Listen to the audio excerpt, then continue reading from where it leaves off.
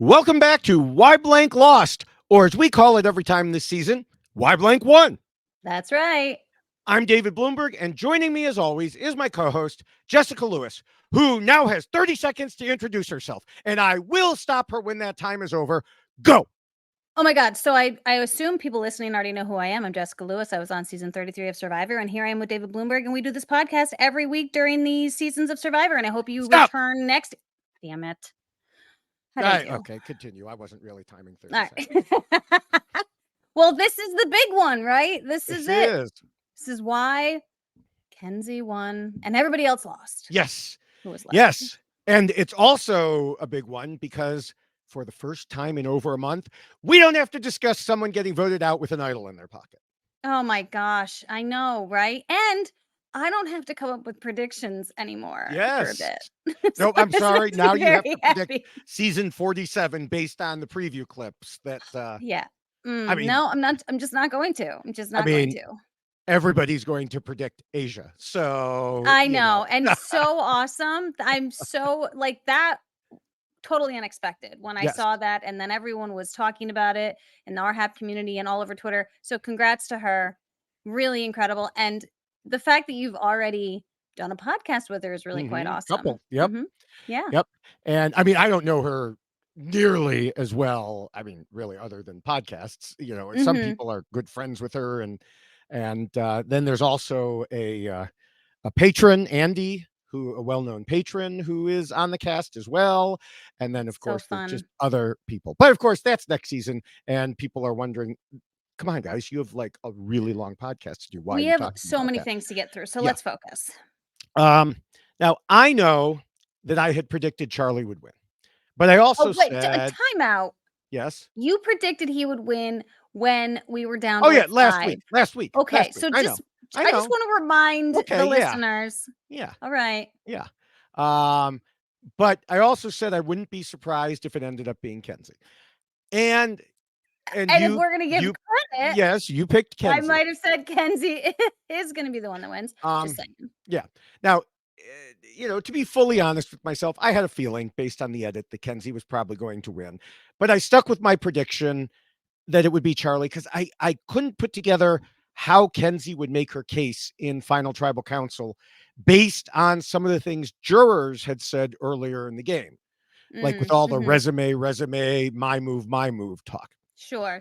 Mm-hmm. As the week continued, I became more and more convinced it would indeed be a Kenzie win, even if I didn't know how. And we'll obviously talk a lot more about the all important whys and hows of all of that. Yes. Yes, we will. And of course, we'll figure it out by following our usual path. While Maria said in some of her interviews that for her, it was about why Kenzie won, not why Charlie lost. And, shout out to Maria. Thanks for, probably accidentally, giving us those plugs. But for us, it's about both of those things and more. Mm-hmm. We will compare the games of all of the final 5 to my rules for winning that I originally wrote way back after season 1 and have been updating ever since, including all the non-spoiler information available to us. Although at this point, there's really no such thing as spoiler information because That's fair. It's over. Also, what we saw on TV, interviews, social media, and secret scenes. The newest version of the rules can be found on the website by going to robhasawebsite.com/yxlostfeed and clicking on the link bubble for Survivor rules. Now, one thing I want to remind everyone about before we get started is that because we have to talk about 5 players, we unfortunately can't give all of them the time they deserve, or else we'd be here for like 6 hours, which is not ideal. On the plus side, for 4 of them, they didn't get a whole podcast devoted to them because they lost, earlier. So, you got to take the pluses and the minuses there. We do what we can with what we've got, right? Right. But before we address how each of the final 5 did in terms of the rules, we always have some other things to discuss. Though, in this episode, not that much because, most of it was focused on the ending and we have 5 players to talk about. Yes. Now, one topic I know you wanted to cover and which was also a big discussion on Twitter and on Facebook and everywhere during and after the finale, was Liz Mhm. helping Kenzie in the Final Five Immunity Challenge so they could knock out Maria. Now, Yes. we'll talk about why they chose to do that later in Rule 7. I mean, people already know why, and Yeah. Rule 7 kind of gives it away even further, but we will. Um, but I've heard from a lot of people that they're upset about this. Some even went so far as to call it cheating. So let Mm. me start by addressing that. As someone who spent the better part of 3 decades writing and interpreting rules and laws in my job, not just, these survivor rules, um, I could say pretty clearly it's not cheating if the rules don't prohibit it. Exactly. It's kind of Yeah. definitionally the situation. Right. And so while people may not like it, that's an opinion. While calling it Mhm. cheating is making it an accusation of fact. Yes, which It it was is not cheating. definitely not cheating. Right. It's not cheating. Because as we've discussed on previous podcasts, uh, Survivor has a fairness judge type of person out there. I Mhm. believe Voce, pointed that out on a podcast, and we've heard about it even more since then. If this had been against the rules, they would have stopped it. I know Right. people like to say, well, Jeff just likes to do whatever is best for the drama. And to an extent, that's true, but Mhm. not if it's against the rules. Right. And Jeff will lay everything out prior to each challenge, and that's something that we've discussed a little bit, but Mhm.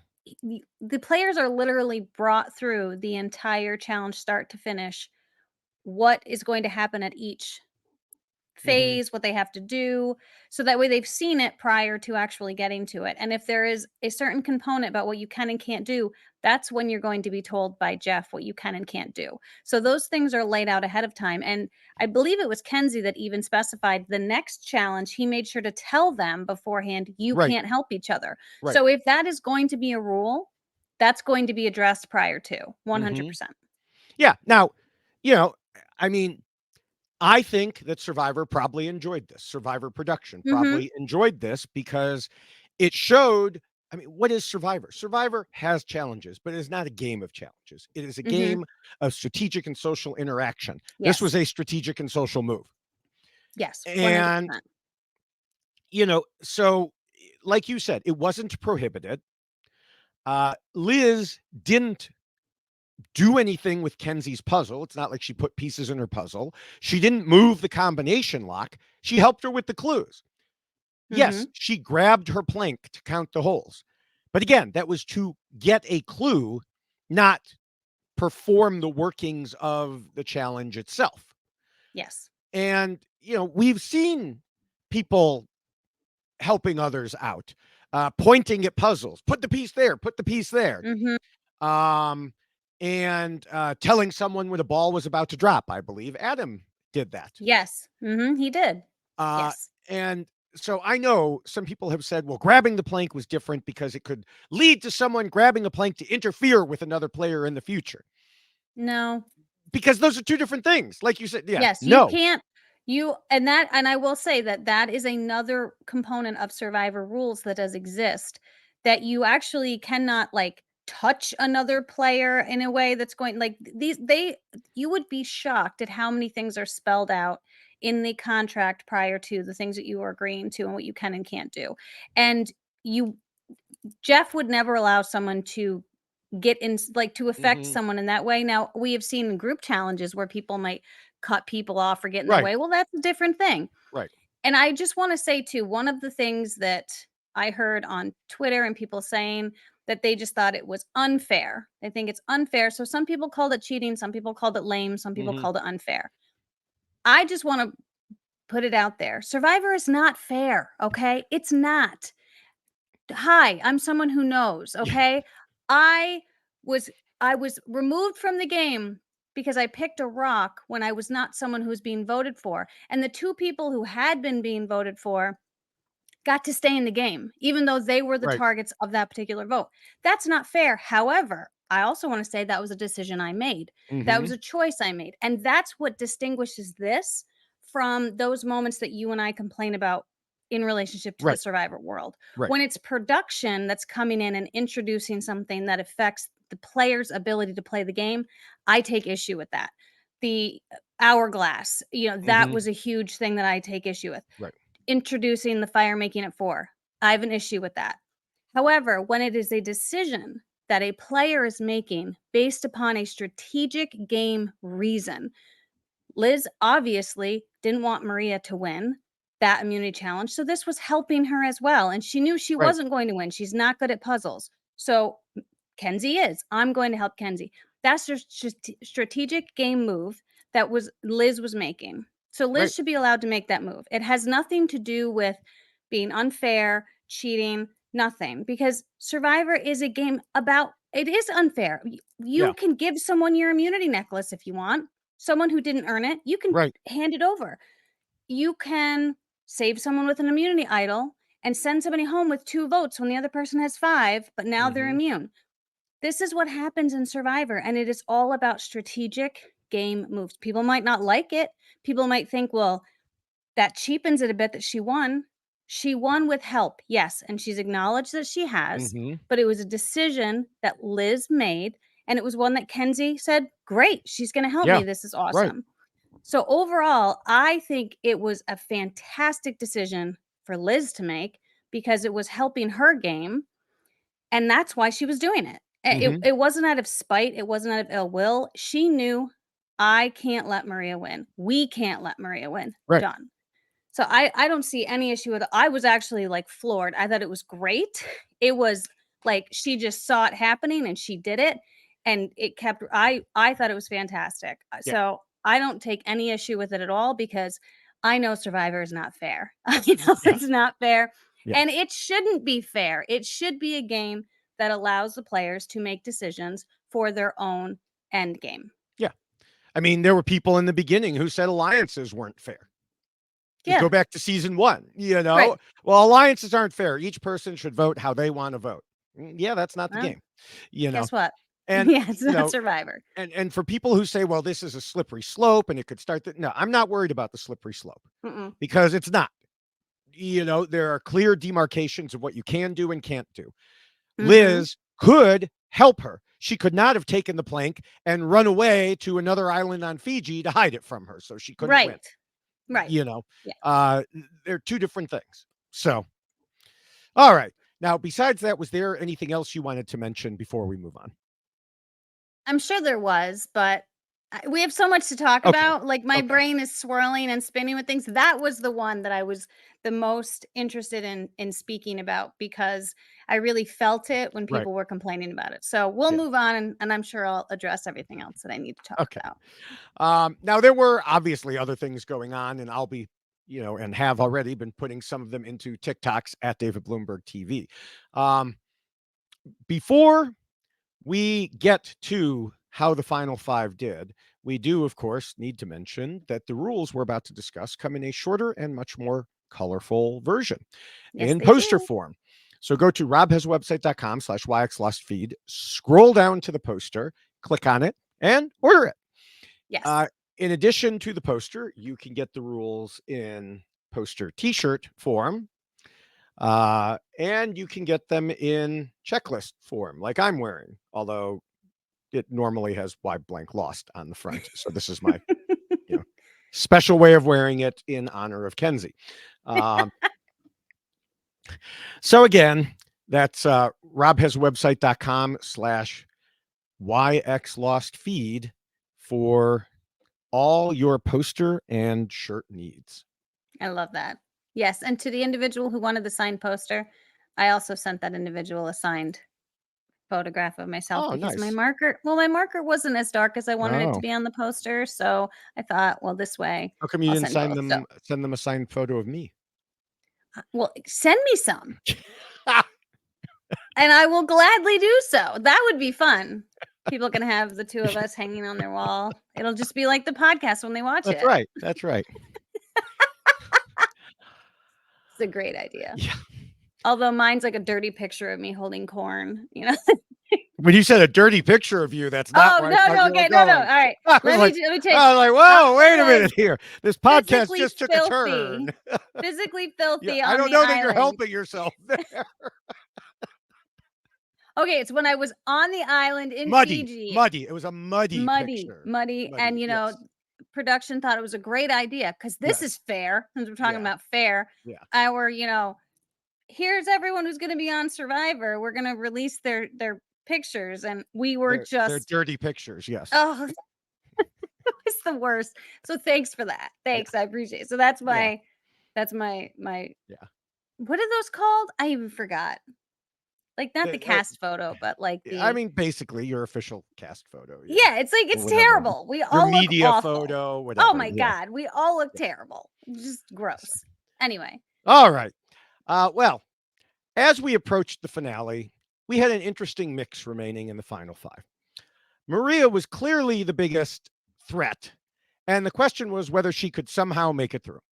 Charlie was her longtime partner in crime, and the question was whether he could be seen as the next threat or indeed not get enough credit. Kenzie had been shown as being great socially, but would that be enough to get her the win? Liz had a plan so secret that production even hid it from us. And Ben, despite being a really nice guy, was pretty well presumed to be out of the running. Some of these things came true as expected, while other surprises arose. It's time to figure out why Kenzie won and Charlie, Ben, Liz, and Maria lost.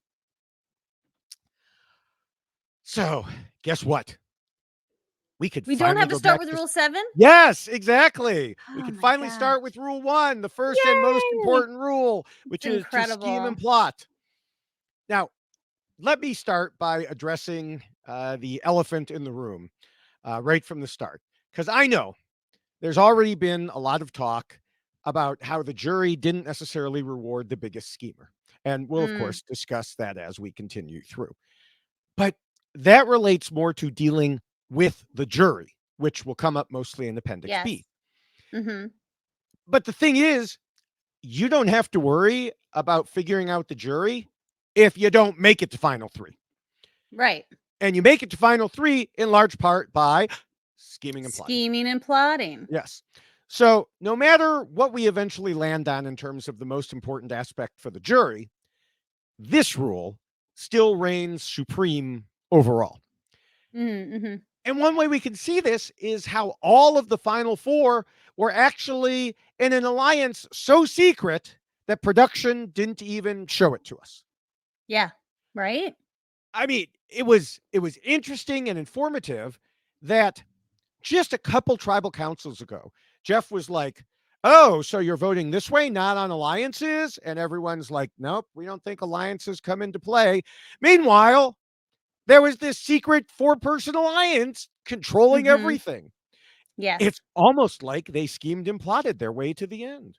Isn't that crazy? And I Hmm. feel someone called it was the gathering of the goats, right? Yes, That was what the Gathering of the Goats, which I think Ben came up with that name. yes. And so and I might have even referenced it on this podcast. I was calling it the island of the misfit toys. Like that's what we Mhm, were kind of being left with. And mhm. so I love that they were mindful of this as well, that they came together because all of the like jocks and people were like kind of taking Yeah. each other out and collecting over here. So they're like, okay, well, we're just going to gather over in this corner and no one's going to pay any attention to us.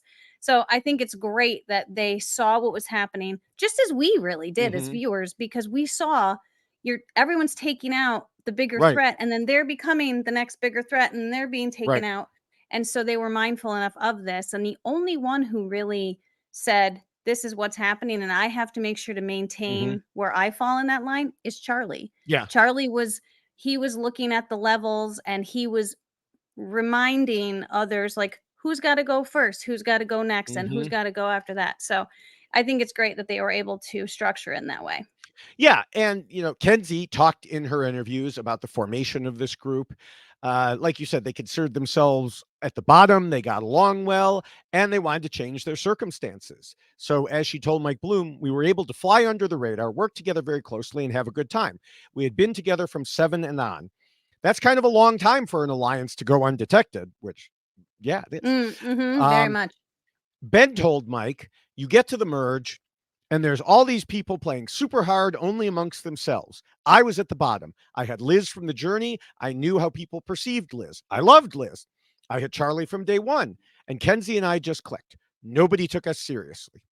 So then that group controlled the vote outcomes, and the other people just didn't notice it. Because each Yeah. time, like Maria thought, oh, I'll get them to vote with me and Q, or, things moved back and forth. And each time someone else thought they were the decider, when really it was the quote unquote swing votes who were really the deciders. Right. And Ben added in his interview, I'm so baffled that at Final Six, Q and Maria couldn't see all the people they never talked gameplay with. How could they not realize we were all hanging out the whole time? You don't think we were talking? And this is really insightful when it comes to Maria, because she knew she was a threat, as we'll discuss later. She just thought she had people moving through the votes with her when she really didn't. And I think you can really see that when she was talking to Charlie, and Charlie came to her and said, hey, I want to let you know the vote's going against Q. And she questioned him. And I now understand that questioning even more than I did at the time, where she was like, you think you can get Kenzie and Liz to vote that way? And at the time, it was because we said, oh, well, Kenzie and Liz have convinced her. But I think it's more than that. I think, like Ben said, Marie and Q were so convinced that they had everyone else in their Q skirt pockets that they just didn't even realize what was going on. And then on top of that, we heard in some interviews that, like, before the Q vote, they kept Marie and Q distracted by putting on a fashion show. Yes, and we actually talked about this when Ben and Kenzie mentioned it to Jeff when they walked in, because they were all like dressed Right. up, and he said something to them, and Kenzie was like, "Oh, just wait for this show." And I thought it was interesting that they were all coming in dressed Right. up, and what was that all about? That was part of the plan, which I thought was incredible, that we now Mm-hmm. know the backstory as to how we got to that tribal council, and Right. that feeling that they were both showing and emanating. Yeah. I Now, also will say that I just want to throw in here Mhm. too, as far as that whole group of 4, I think what also made this work is that it wasn't just a group of 4. They had the 4, but they had Mhm. their connections to the people who Right. thought that they were in charge and thought that Right. they were leading the charge. And so that's what made it work, Yeah. and that's what made it convincing, because they were like, "Oh yeah, sure, we're going to let these people think that Mhm. they're making the call, but then we're really going to push and sway things the way we want," because that's exactly what, again, we saw, and I'm going to just say it again, Charlie doing when it came to particular votes. And Kenzie was talking about how you just had to say, yes, Q, yes, that's exactly what Mhm. we're going to do, Q, you're right, Q. So they knew how to placate, and they knew how to play up the people who thought that they were in charge, in order to make the votes go the way they wanted. Yeah. Yeah. Now, moving to get more specific, from the gathering of the goats, um, Kenzie said in Final Tribal Council that her strategic game was mostly her social game. So we'll be talking a lot more about that when we get to Rule 5. But even in terms of straight strategy, she was in the early solid 3 on Yanu, and even more solid with Tiffany. She Hmm. was, after all, the mermaid Dragon. dragon. Ooh. You need to make that a mermaid, though. Well, my son made it. I He know it. sent me That's prints, awesome. and I'll give people a link later if they want one. But um, it's uh, yeah, I told him he has to make it into a mermaid. He hasn't I love that. figured that out yet. But people can buy one from him and then add a mermaid tail or something like Is that. I that don't know. it's Etsy? Is that where he has It's his? on Etsy. Yeah, it's on his fiance's Etsy shop at Crazy Girl Nice. Art Design. So you go to Etsy and Oh, search for that that's great. and find it on the 3D thing. Um, but anyway, wasn't my intention to turn it into a commercial, but mermaid dragon. Um, Anyway, we saw the mermaid dragon mixing things up by telling Jess and Banu to flip with her. even when she had no intention of actually doing that. That was just one example that you could think about going all the way back to then. But Yeah. of course, most of the early Yanu days were, as you said, dominated by Q, and the best strategic thing she could do was stay out of his way. And I think that that is a great understanding of how you're being perceived in the game as well, Hmm. because she's recognizing how Q is, and she's also understanding how that can be perceived.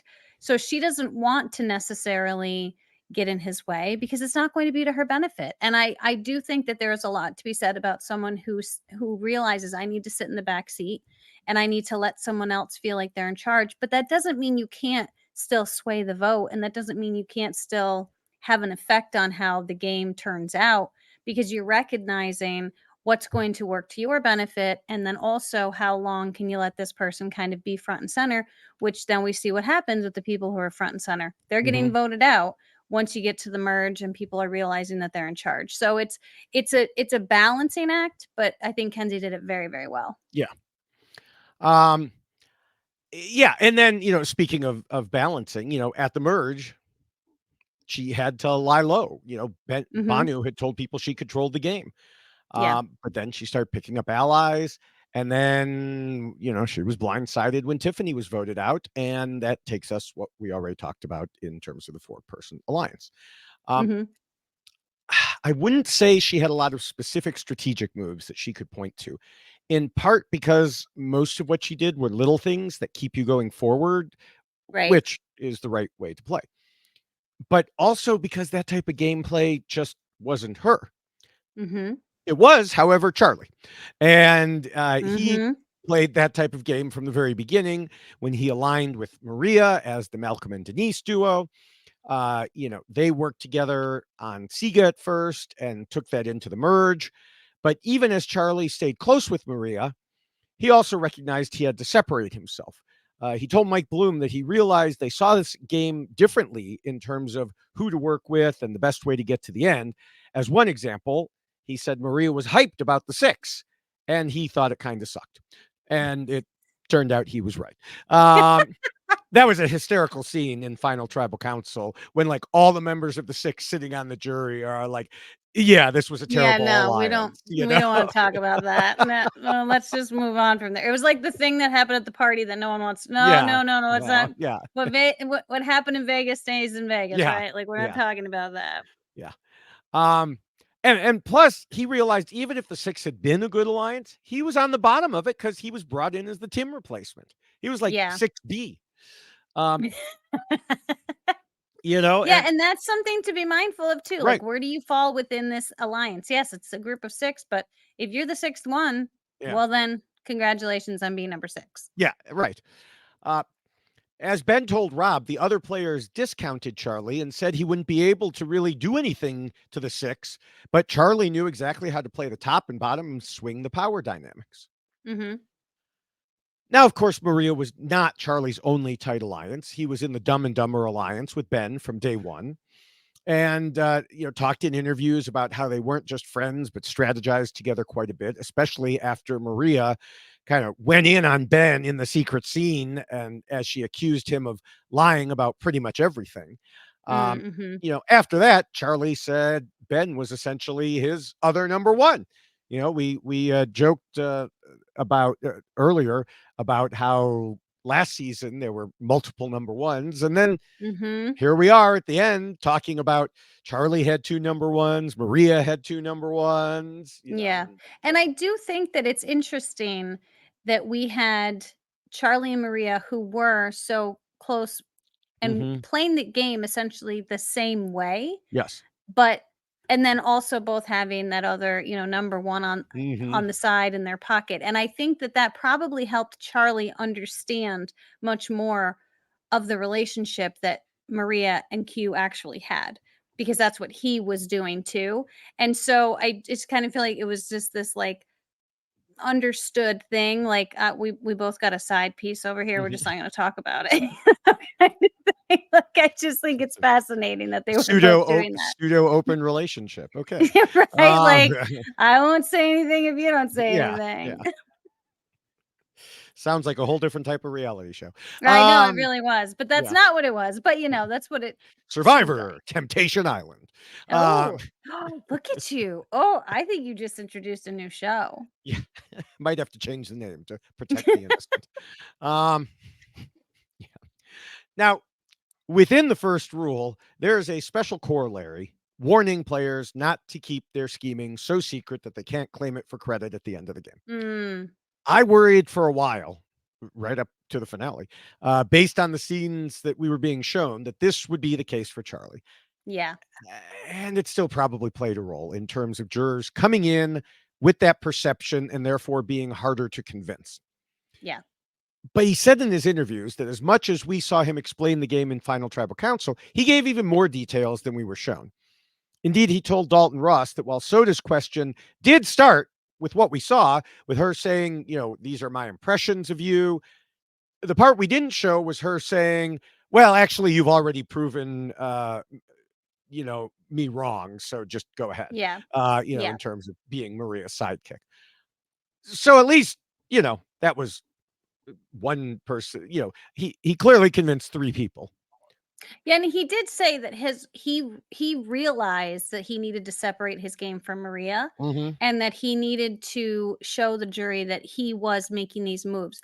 Now, I will say it would have been nice if Maria had been helping him do this and having, the jury like see that and understand that, because this is always an issue that we see when you have a tight duo, is how do you separate yourself from that Right. person in the final tribal council? He knew he couldn't sit next to Maria, but putting her on the jury might have been to his benefit, because then there could be like someone could recognize the game movie. Like, yes, we were playing the Yeah. game together, but we were both he was doing this, I was doing that kind of Right. relationship. But unfortunately, he didn't have that cheerleader that he needed Yeah. who was Yeah. going to We, help. we might just have some things to say about that in I Appendix know. B, I think. Yeah, I don't know. You think But so? yeah, I think so. But I mention this because yeah, there's a few things to be said. I mention this because this is, again, if you are going to have a tight duo, you need to be mindful of that Mm-hmm. always.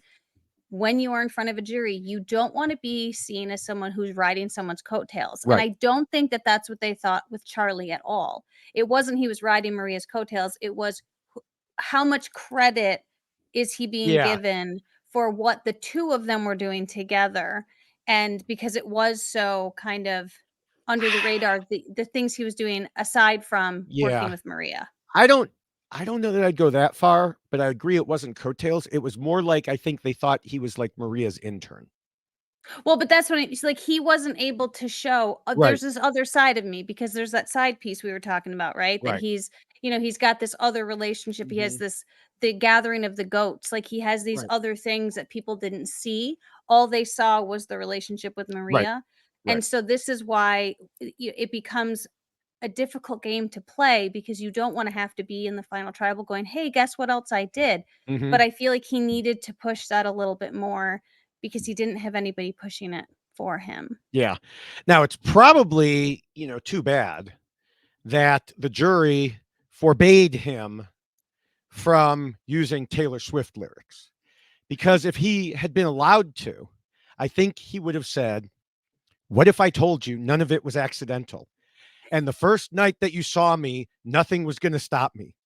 I laid the groundwork, and then, just like clockwork, the dominoes cascaded in a line. What if I told you I'm a mastermind? Look And at now you you're pulling out. mine. It was all by design because I'm a mastermind. Pulling out the Taylor Swift lyrics. I Yeah, like I mean, I that. know at least, two Taylor Swift songs, and that's one of them. So, um, He might have been able to spin it without them even knowing that that's what he was doing. oh, they'd have known. That's if I know the song, they know the song. Yeah, that's fair. That's fair. So yes, it would have been funny. Well, I mean, there's no way they would have gotten permission to use, the song. But if he had Oh, just yeah. flipped like one line from it, maybe.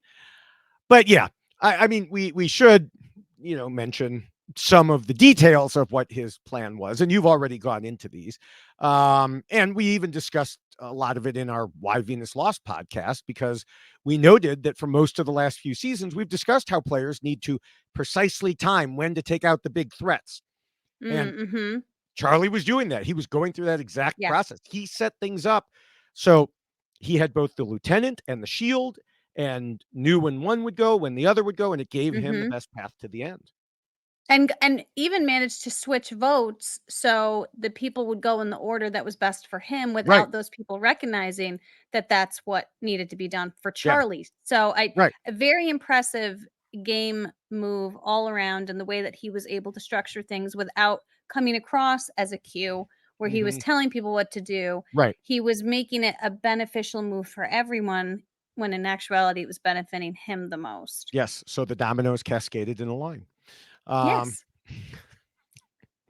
Crazy. yeah. Uh, so like I said, he did convey his game at Final Tribal Council enough to swing over at least, well, 3 votes. I won't say at least, he did 3 votes, Yes. of probably the most analytical people on the jury. He also said to Dalton, I felt really good about having shown my strategy really well. And I thought if they were voting off strategy, and you can vote off whatever reason you want, if they were voting off strategy, they would probably be voting for me. And from what we saw and heard, I would agree with that statement. Yes, I would too. Mhm. So, all right, well, we can move on to Ben. Totally different music genre there, and I don't worry, I won't be citing any lyrics at this Oh, point. come on, I was ready for some You're Metallica, ready let's for go. some headbanging, yeah. Uh, we have a bit of an opposite situation in the game too. We already mentioned how Ben was a second number one to Charlie, and they discussed strategy in the later game. But we also heard from various sources that in the early game, Ben frustrated some people by not wanting to talk strategy, like ever. We saw it way back in an episode 3 secret scene. We heard it from Maria in her interviews as one reason she didn't trust Ben from early on. Now, he rectified it later as part of the gathering of the goats, but I do think his early game avoidance of strategy discussions really hurt his image with other players. Yeah, and this is one of those issues too with a 26-day game where you do have to do things much quicker and much Hmm. sooner because you don't have as much time to continue to build on that. And so if you're not jumping in immediately, I mean, we've talked about this before, always say yes if someone is proposing something to Right. you. Don't shut something down immediately because you will lose traction immediately if you Hmm. do. There's really no coming back from it when you're losing 13 days of a game when you're down to 26. And so I do think his idea of I'm going to kind of lay back and take my time certainly did not benefit him. Yes, he had Charlie and that was great, Hmm. but you need to continue to develop and you need to continue to work with and as Charlie did with like I was keeping all of my options open and Ben just wasn't Hmm. doing that from the start and it's very hard to then get that momentum later on in the game if you haven't done that at the beginning. Yeah.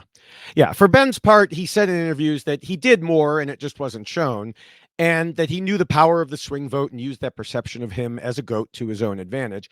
He also discussed how many of the times we saw him and Q kind of going at it, those were planned as part of their smokescreen that led to so many going home with their idols. Yeah, and I thought that was fascinating because we Hmm. really thought the 2 of them did not like each other, Right. and so if there really was this secret Q-Ben alliance happening, which that's I what don't he know that it claimed was an was going on. alliance. I think it was a love-hate relationship or a strategy hate. I don't know what to call it. But I It was something, for I do sure. think that there were issues between them, but they played. I think they probably got past those, but continued to play it up to make Mm, it look like, to keep Q as, oh, Q's definitely going this time. No need to play your idol. right, right. I think that definitely they worked together. I don't think they were in an alliance per se. Yeah, it was at least a thing Yes.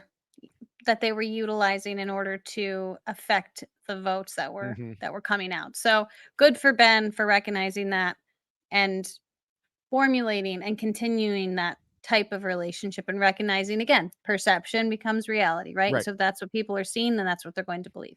Right.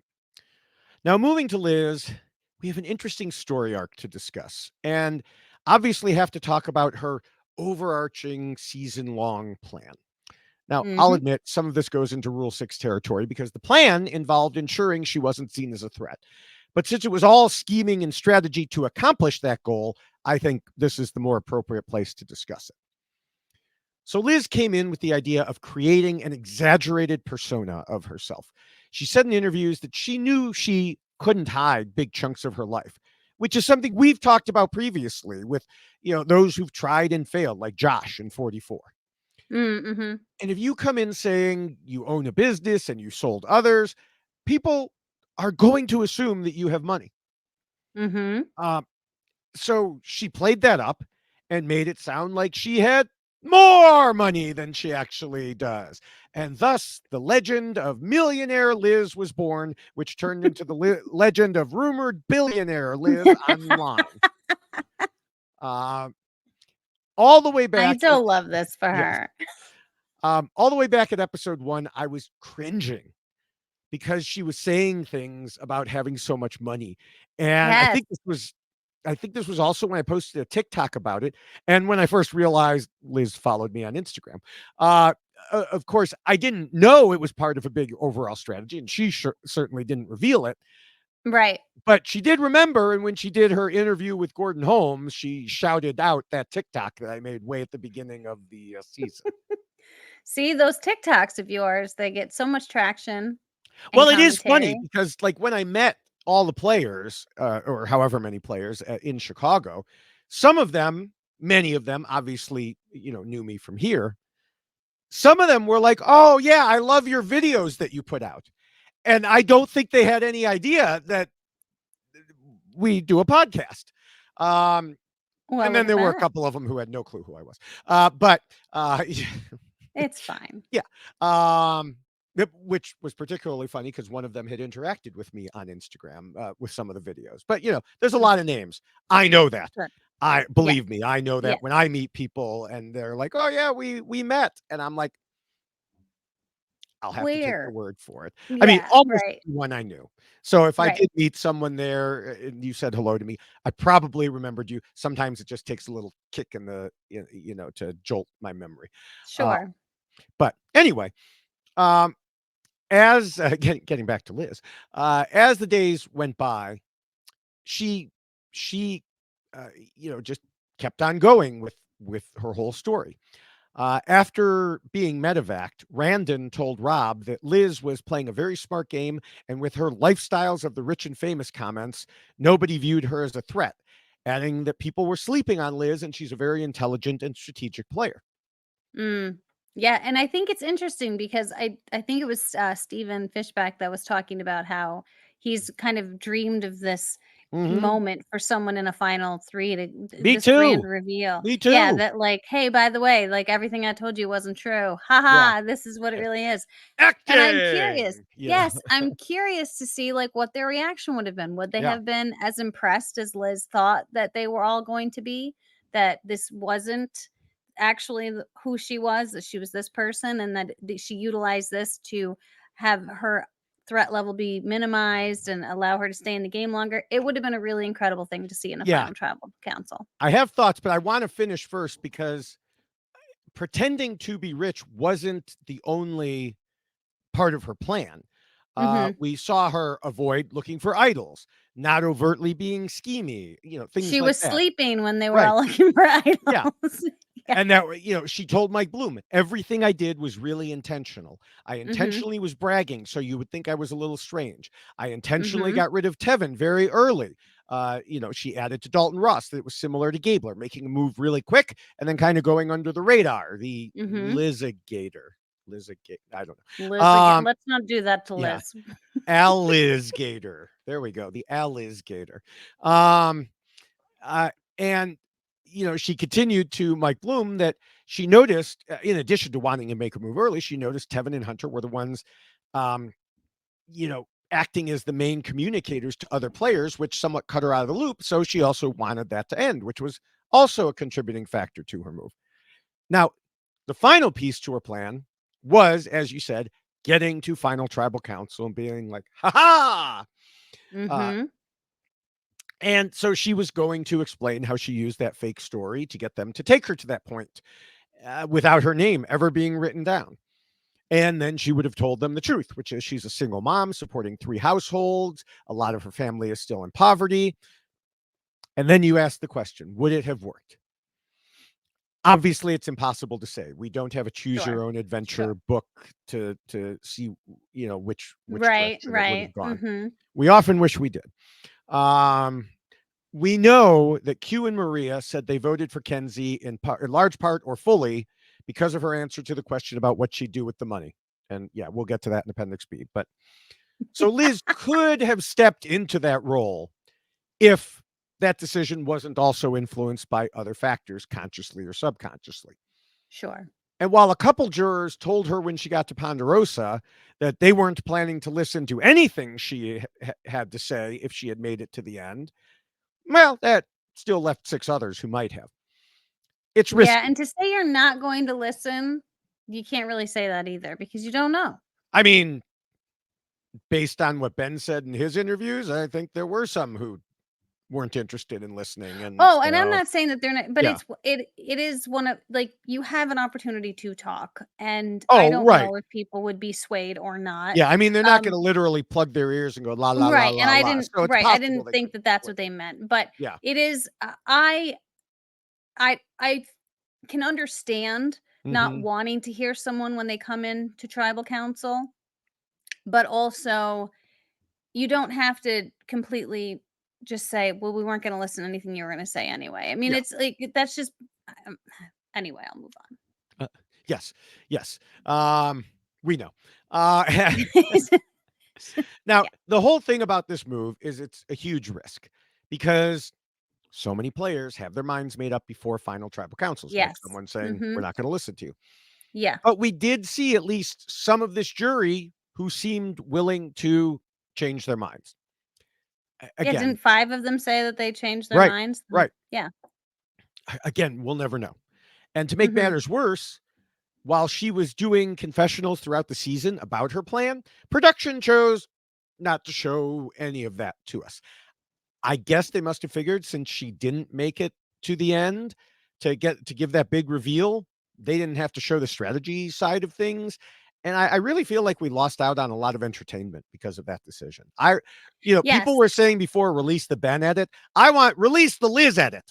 Yes, and I agree because I do think that a lot of decisions that production makes, some of it makes sense as far as the Hmm. narrative that they want to tell the story, but then other parts of it leave people questioning and wondering. And I feel like this is one of those things that people are left questioning and wondering about Liz because they were missing a huge part of why she was playing the game she was playing, and I'm Yeah. someone who understands when a huge chunk of Right. your, like, gameplay is not included at all and leaves people questioning, Hmm. "Why did she do what she did?" Well, you didn't see half of what I was doing because they decided to leave out a whole Right. relationship that I had with someone, and so I think it would have been great for them to include it just so there would be some understanding as to why Liz's game is being Hmm. perceived the way that it's being perceived by the people playing the game with her, but also like, "Haha, this is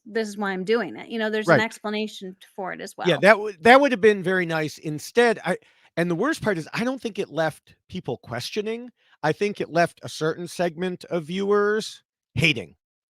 Oh, Like, that's yeah. "Oh, that entitled Liz. Yeah, mhm. She's rich and she thinks that she should get all the rewards and she thinks that she would have won even though all she did was lie around and talk about how she was rich." Yeah. And, it leaves the people who are not listening to this podcast, the people who Mhm. don't look for interviews, the vast majority of the viewing audience who Yeah. watches the show and then moves on. Now, the vast majority of them are just going to be, okay, and move on. But of course, there Right, are right. also the haters, and they're the ones who have been jumping on Liz all season without realizing this was an entire plan. Yeah. Yeah, and I think that she should get credit for Yeah. that plan, for sure. Now, if she's brought back, she's not going to be able to do that plan. She's going to have to, Right. And this is why this is why Survivor is very tricky, because if Yeah. you come in to play a particular way, Hmm. like you want to hide something about yourself, like, oh, I mean, I Hmm. was someone who did the same thing. You can't do it when you go, if you're going to go back Yeah. and play again, because everybody knows. Everyone, Right. I mean, now they've seen it. Yeah, We'll have to see. I mean, first she has to get invited back, so sure. we can only hope. And then she'll come in and say, "Well, since I was on Survivor, I grew my company 5 times and then sold it for Right. $3 million. So now I really am a millionaire." Ta-da! Um, We'll see. so, all right. Well, finally, we move on to Maria. We already talked about how many players thought Charlie was an extension of Maria. So that's a good indication that Maria herself was doing a good job of scheming. As we said, she was in the middle of Siga with Charlie. And this was actually very close to something she planned before the game, because she said in her pregame interviews that she wanted to pair up with another woman and run the game like Wendell and Dom or Jesse and Cody. Mm, It was Charlie instead of a woman, but it had the same effect. They sure. were guiding the votes for a good chunk of the game, and she was getting the credit for it. Yeah, and this is again what I've already mentioned about working as a duo.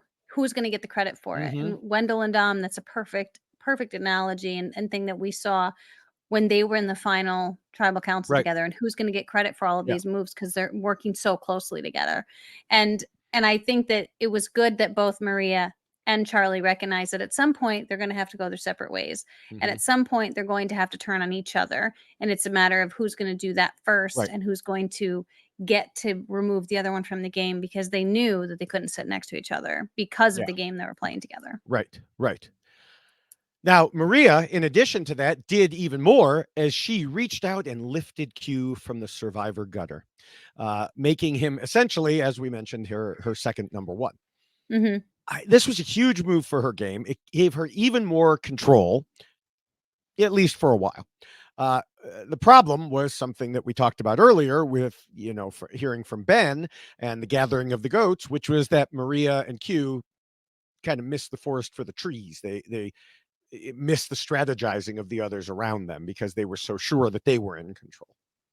Yeah, and I find it interesting that Maria was so blind to this. I can see Q being blind to it because that had been his entire game, really, was the idea that he was in charge and people doing what he wanted, when in Yes. actuality they were making Right. him feel as if he was. But I find it interesting that Maria did not pick up on this at all, and that she thought somehow that she was the one who was Hmm. controlling things and in charge. So I don't know how she missed it, but again, then that means Gathering of the Goats were doing very well Right. in how they were acting with her and saying Right. things to her Exactly. and convincing her. So Acting, like yes, I said. they were all taking some lessons from Tevin, Yeah. apparently. Yes. Um, well, that's actually a good segue into the second rule, which says not to scheme and plot too much and to keep your scheming secret, because Maria and Charlie did a great job of hiding how close they were early on. Mm-hmm. As she told Mike Bloom, every morning we would meet on the beach and we would connect. No one would ever see us. And that continued in the merge as well. Mariah even told Rob she could tell the two of them were close, but not how close. Right. The thing is, as secret as her partnership with Charlie was, the one she later created with Q was anything but. Yes. Everyone knew they were working together closely. And of course, Charlie helped by stoking the fire, making it burn brightly. Her scheming with Q was definitely not kept secret. And this is where we have to give Charlie so much credit, Hmm. because and this is why I have to give him the credit as to why the relationship between Maria and Charlie was so well contained, Hmm. because we saw the exact opposite with Maria and Q. And so I do think that there is a lot to be said about Charlie managing that relationship the way that he did. And you also mentioned stoking the Hmm. the flames, with the Q and Maria, because he recognized what was happening. So of course he wants to highlight that. And so this goes back towards his ability to play this game differently than Maria was playing it, because he understood how to maintain the secrecy of this dynamic duo that had been created, but then also how to burn this dynamic duo Mhm. over here and throw them under the bus. So that's just more credit to Charlie. Yeah. Now, moving backwards from Maria, we already talked about Liz's strategy to avoid being seen as a threat, and that certainly included not scheming and plotting too much. As Hunter told Dalton Ross in his mid-season interview, Liz laid low for the first few days and then joined in with the fun at Nami while making it seem like she wasn't rushing to strategize. Yes, but this also could have worked against her too. I mean, she's not scheming and plotting too much, but she wasn't appearing to do She wasn't appearing much. to, but again, that was part of Right. her, here Right. I That was part of am. Look at exactly. me. Yeah. I have been scheming secretly while you have thought that I Yes. wasn't. Yes. Again, Mhm. huge risk, Huge risk. possibly major rewards, possibly not. If she had Right. made Right. came so close. Um, Mhm.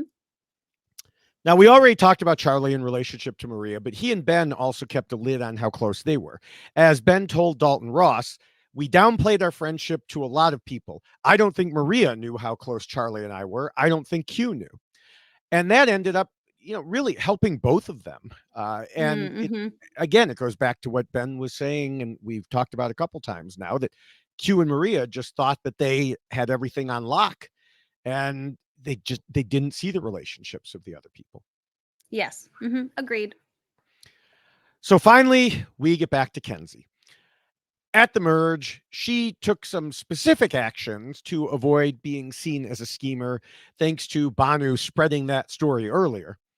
Mermaid, dragon. After that, I don't think it was even a concern because people just didn't see her that way. And she wasn't playing the type of game where it would look that way to anyone but Banu, apparently. Yeah, right. Mhm. Yeah. So, Great. I agree. yeah. All right, then we can move to the third rule, which tells players to be flexible. I want to start with Charlie here because his whole game plan revolved around what he called the Kim Spradlin strategy Yes. of having options all over the place. And of course, you Mhm. could see on our poster right there, Be in rule flexible. 3, there's the picture of Kim Spradlin. Mhm. So we saw it right away with him as he was in between alliances on Sega. The women pulled him into Charlie's Angels, which they needed to Mhm. because otherwise they would have just been Angels. Uh, Tim and Ben thought he was with them. And indeed, we already discussed how tight he actually was with Ben. And of Mhm. course, he had his number one in Maria. Then throughout the season, he talked about options so many times that I literally could have made a TikTok about him and this rule almost every single week. Yeah. Like, I Yeah. did make a couple of them, and then I have one in my draft still, and I never made it because I'm like, "Oh, it's, the same as last week," Mhm. you know, and that's not a criticism of him, that's emphasizing he knew what he was doing here. Um, Yes. he said in episode 11, "This game is all about working with people, adapting to what's in front of you and keeping your options open." Mhm. He also talked about how his game was about options. He even gave himself 2 paths to the end all the way, working with Maria all the way till the moment she was voted out because he pretended to at least be considering her in case she found Mhm. an idol in that last second. Yes. I think he is the epitome of what being flexible means because the word So options, do we need I to do think replace someone on the poster? We need to no, put we're a not sticker. replacing. Oh, I think he emulated her very, very well. yes. And I mean, I do think that you were spot on. The word options, I think, came out of his Mhm. mouth every week because Yes. that's what he was always interested in having is multiple options. And he did it in such a way that nobody knew that this is what he was doing, which Right. makes it even better. So he's got all of these options. He has all of these paths he can take, and he's doing it in a way that isn't shining a light on himself and isn't calling attention to himself. So overall, I mean, his flexibility in this game is what allowed him to make it to the final 3 because he had so many options to get there. Right. Exactly. All right. Well, while Kenzie wasn't as specific in planning her game in that way, she did show a great deal of flexibility in her play. For example, when Rob asked her about handling situation where she was stifled by someone like Q, she said she found a new place to fit in. And a lot of her game was adapting, learning, or leading to how, she got in with the goats, as we discussed. Mhm. As she told Mike Bloom after Tiffany was voted out, I pretty much attached myself to the goats, but I was still overhauling. I knew I could go with Q and Maria too if I wanted to go that way. I just didn't. I was like, I will lose. I have a shot the other way. Yeah, and she did the same thing with Hunter too. She Right. considered working with Hunter and Mhm. had conversations with him about using his idol, but then she also recognized, if I attach myself to Hunter, then it's just he and I, and Right. we're alone. So she was certainly doing a very similar thing to Charlie, just not as clean as what Charlie was doing with keeping options open, but she was very Right. aware of those options and how she needed to maneuver through them. But I also do think that part of her ability to be flexible came from her having to be flexible with some Yes. of the people that she was playing with. She didn't really have a choice but to, Q being one of the biggest examples here, was she needed to recognize how she needed to be with Q in order to continue moving forward in the game. So, but Mhm. again, that's a great thing for her to determine and play the game recognizing who she's playing this game with. Yeah. All right. Well, I don't have much to say about Ben's flexibility, maybe in part because he was kind of pushed to the bottom and therefore he didn't have much he could do differently. What do you think? Yeah, I mean, I don't feel like Ben necessarily had to be flexible because he was going along with Charlie, right? Mhm. And Charlie was the one who was, I think, maneuvering so much of how this gathering of goats was going to be, and his relationship with Ben was part of that. And so I think he just really was in a situation where flexibility wasn't necessary because he had found himself tied to people who were going to help maneuver him through the game. Yeah. Okay, so I think Liz had to show a lot of flexibility to enact her master plan. And once she was left out of the Hunter vote, she saw that she had to make a change and she did. Yeah, and I think this for Liz, living this persona that she had created, really, because it became such a significant part of her game that Mhm. we kind of missed out on until it was all explained to us. I do think doesn't allow us to appreciate the things that she was doing because of it, because we didn't see that this is why she was doing a lot of the things she was doing. Right. Right. All right. Well, Menu ending with production. yeah, yeah. Ending with Maria, I, I'm not sure about her in this role. She was pushing so much of the action, and we already Mm, mentioned that those in the Gathering of the Goats Alliance didn't feel like she was really considering them as serious opposition. Uh, something that was emphasized when she said in the finale that they came back after the Q vote, and she was like, "Oh, you're actually playing," or words to that effect. I don't remember the exact quote, yeah, yeah, but Liz was so stunned. She said, "I have no words, just a face." Of like, yeah. you know, like Mhm. they had been controlling everything. The goats had, and here's Maria coming in and saying, "Oh, you're actually playing," and they're like, "No, we've been playing you for a while."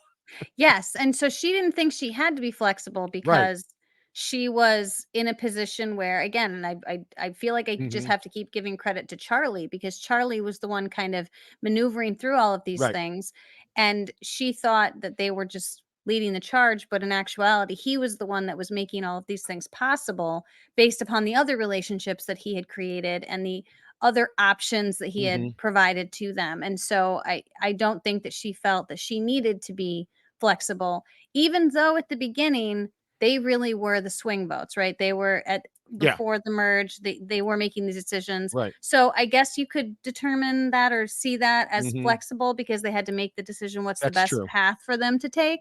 So there was some flexibility at the beginning of her game, but I think more towards the end she didn't feel it was necessary. Yes. Yes. All right. Well, we could go to the fourth rule, which tells players not to let their emotions control them. How do you think Kenzie did here? I think Kenzie was great, honestly, because I feel like a broken record, but I'm gonna Yeah. say Q again, right? Yes. Like, because she and Tiffany both. We saw so many scenes with them discussing Q and how Hmm. they were going to continue to work with Q and the issues that they were having, but understanding we're going to just let Q be Q until we don't have to deal with Q anymore. And so she really could have been in a situation where she said something that would have blown up the relationship she had created. And I know she did say that they were getting along, but she really had to keep that part of her in check.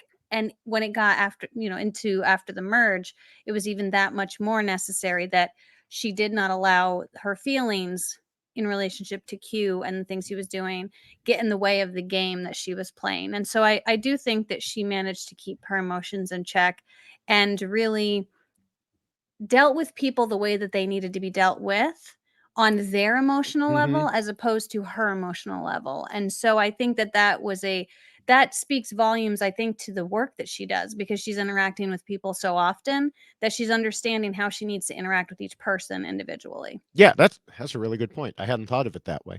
Um, Thanks. yeah, going back to, dealing with Q, she even used that as an example in responding to Tevin's question. And, she talked about how mad she was and wanted Q out, but she had to put aside her emotions and get back in his good graces. And Mhm. as I think back over the season, I could not come up with a time when she got visibly mad or did something she shouldn't have because of her emotions. I mean, Mhm. sure, she was upset when Tiffany was blindsided and nobody told her, but she didn't really show that to the other players and she Right. recovered from it quickly. Um, Mhm.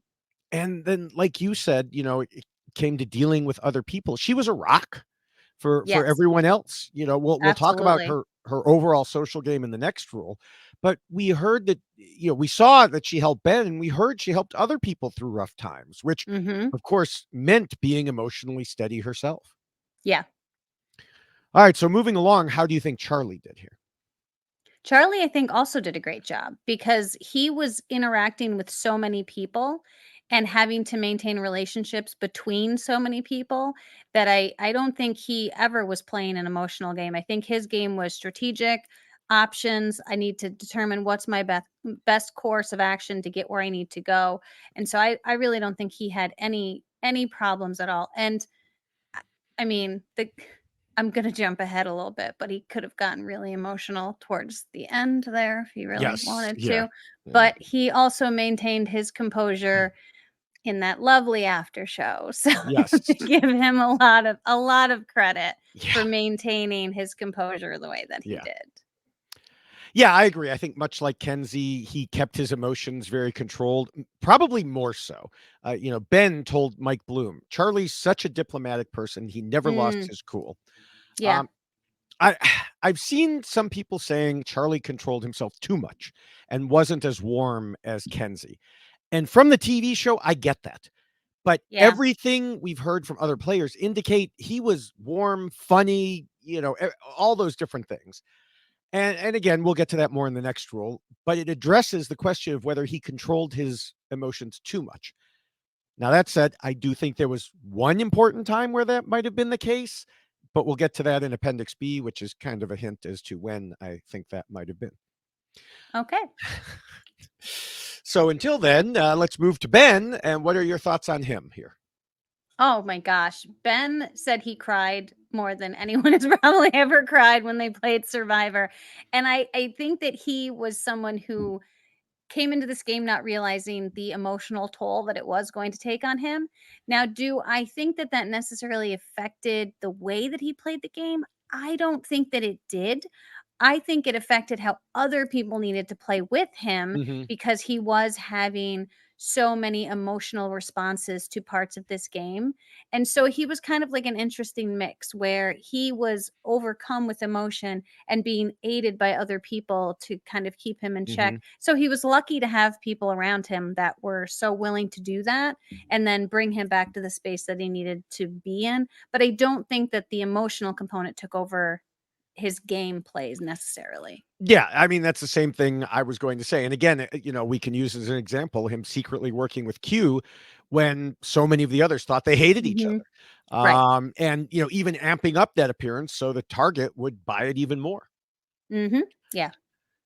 So as we move to Liz, I want to refer back to our discussion of her in the first rule, where she said she did everything in the game with intention, except she added, the moment that will live on in infamy from this season, her getting pissed about Q's Applebee's reward decision. But Yeah. as we discussed when it happened, and as she then later told Mike, if you watch it back, you can see I lost it. And then I got it back very quickly. Hmm.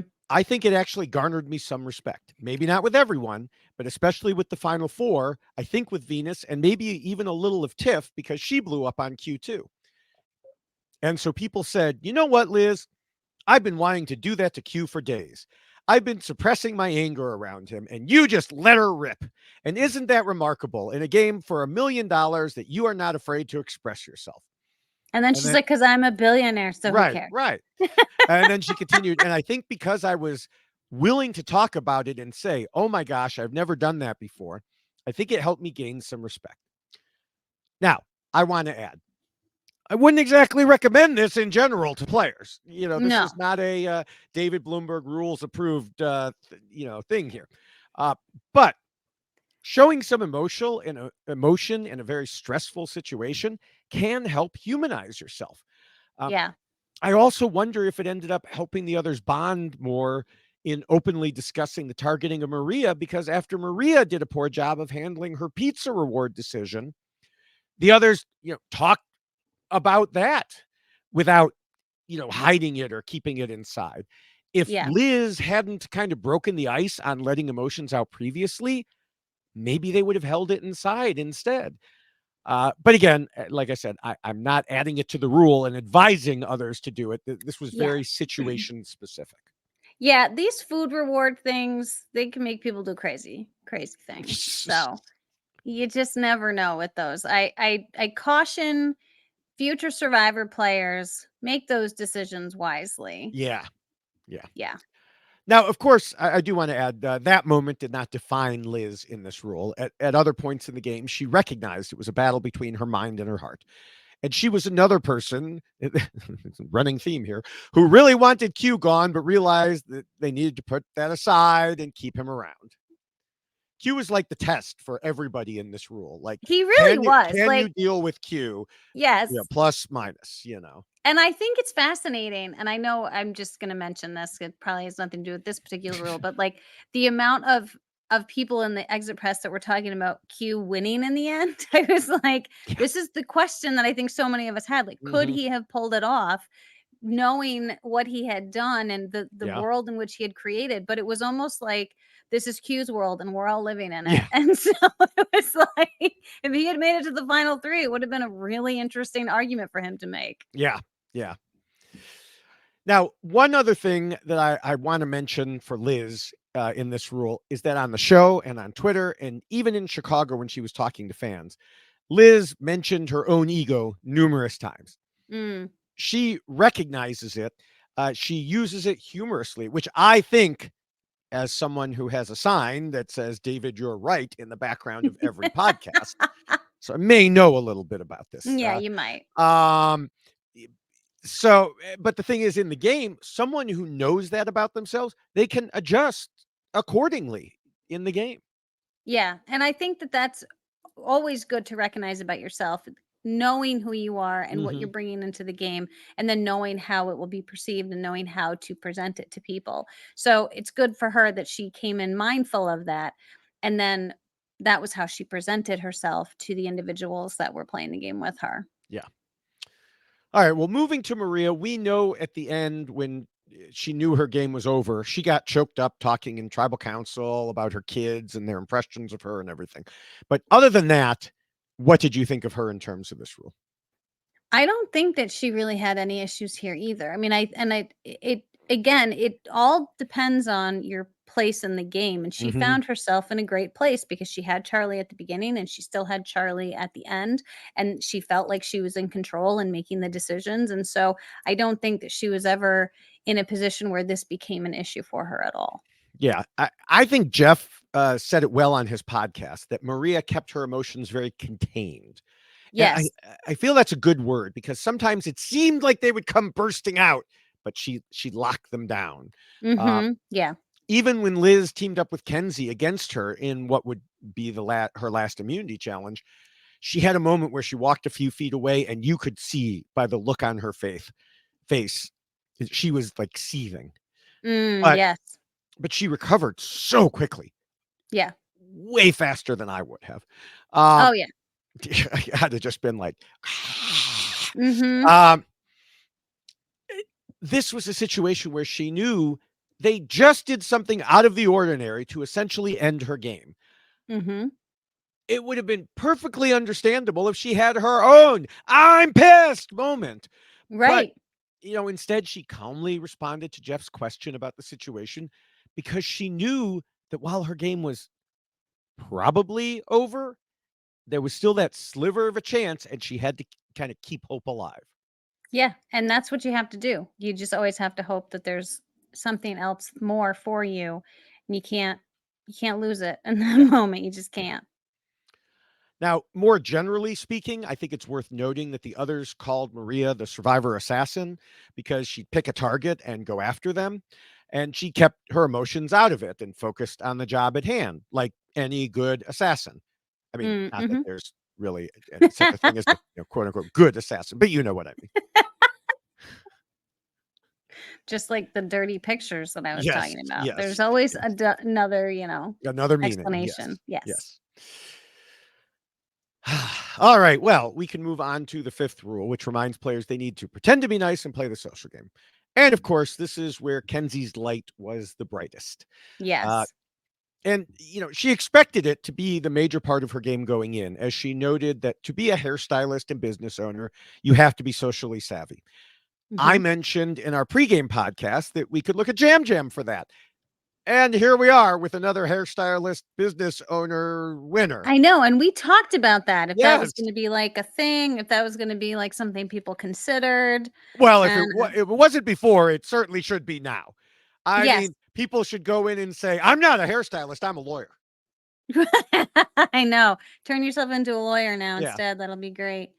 Yeah, crazy. Yeah. I do think that Kenzie really I mean, as you said, she really did shine in this regard, and I thought Charlie had an interesting way of referencing this because he said that, like, her social game was her strategy, and Mhm. so we do separate the 2 as we should, but at the same time, she recognized that that is really going to be her biggest strategic Right. ability is her social ability. And so the fact that she knew that coming in and that's what she leaned in heavy on is just to her credit to Mhm. recognize how people would perceive her.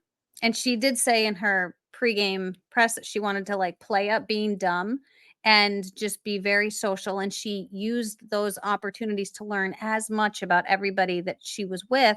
So then she would formulate some type of a Mhm. bond or create some type of a relationship with them, no matter who it was, no matter what the connection might be. But again, because of her job, she understands how she has to do that every day when she's meeting with people and she's sitting with them doing their hair. And so I think that she just really came into it understanding what she was really really good at, and that's what she just did fantastic in this regard. Yeah. Yeah, I mean, the key part, this key part of Kenzie was evident from the start. Way back in episode 2, Tiffany and Q twice discussed that Kenzie has a vibrant personality and brings people in. And it certainly continued throughout the game. A social game like that is the most difficult thing for production to show. We have talked about this before. Mm-hmm. Kenzie told Rob so much of her game wasn't flashy. It was just sitting at camp and talking to people. And of course, we couldn't see every aspect of it. Right. They dropped in plenty of scenes to highlight it. And I think they did a much better job this season than they have in the past, probably because of 90-minute episodes. Mm. And they showed us scenes of Kenzie with different people that seemed like they were just nice scenes of camp life. They Hmm. weren't part of the overall storyline. Now, of course, this upset some viewers because they felt it made it obvious that Kenzie would win because why else would they show this? And I Right. thought some of the same things. I just thought, oh, well, it's a distraction. They're not really doing that. Or at least I convinced myself of that. But it's really the only way to showcase this type of game. And I'm Yeah. glad they did. So we didn't get to the end and have the same questions people ask of, well, what did she do? Like we've had for some previous social game players.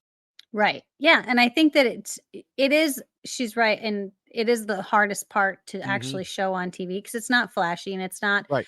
big game moves, but it is so important because what does it turn into in the final tribal council? Sometimes people may vote as to who they like more Yeah. as opposed to the game that this person was Hmm. necessarily playing. And so that's why those relationships become so significant because if there is a bond that you've created with someone, the person sitting there that's looking across at these three individuals might say, "Well, I think they all played a great game. However, I connected with Kenzie the Right. most. She was someone that I had a connection with, and I want to reward that Hmm. as opposed to just the game that this person was playing." And so that it plays a huge role when someone is sitting there having to choose between two people or three people.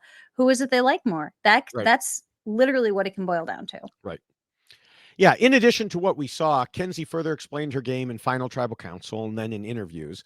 For example, in responding to Soda's question, she said she was a social player. She was not the driving voice, but she was a number. Quote, my social game is my strategic game. She Mhm. noted that she knows they're supposed to be separate, but she's a people person, and that got her brought along on the votes. Now, personally, I've said before, here and elsewhere, that saying you got brought along on votes or you were a number isn't a convincing argument to me. And it Mhm. clearly wasn't what Soda was looking for.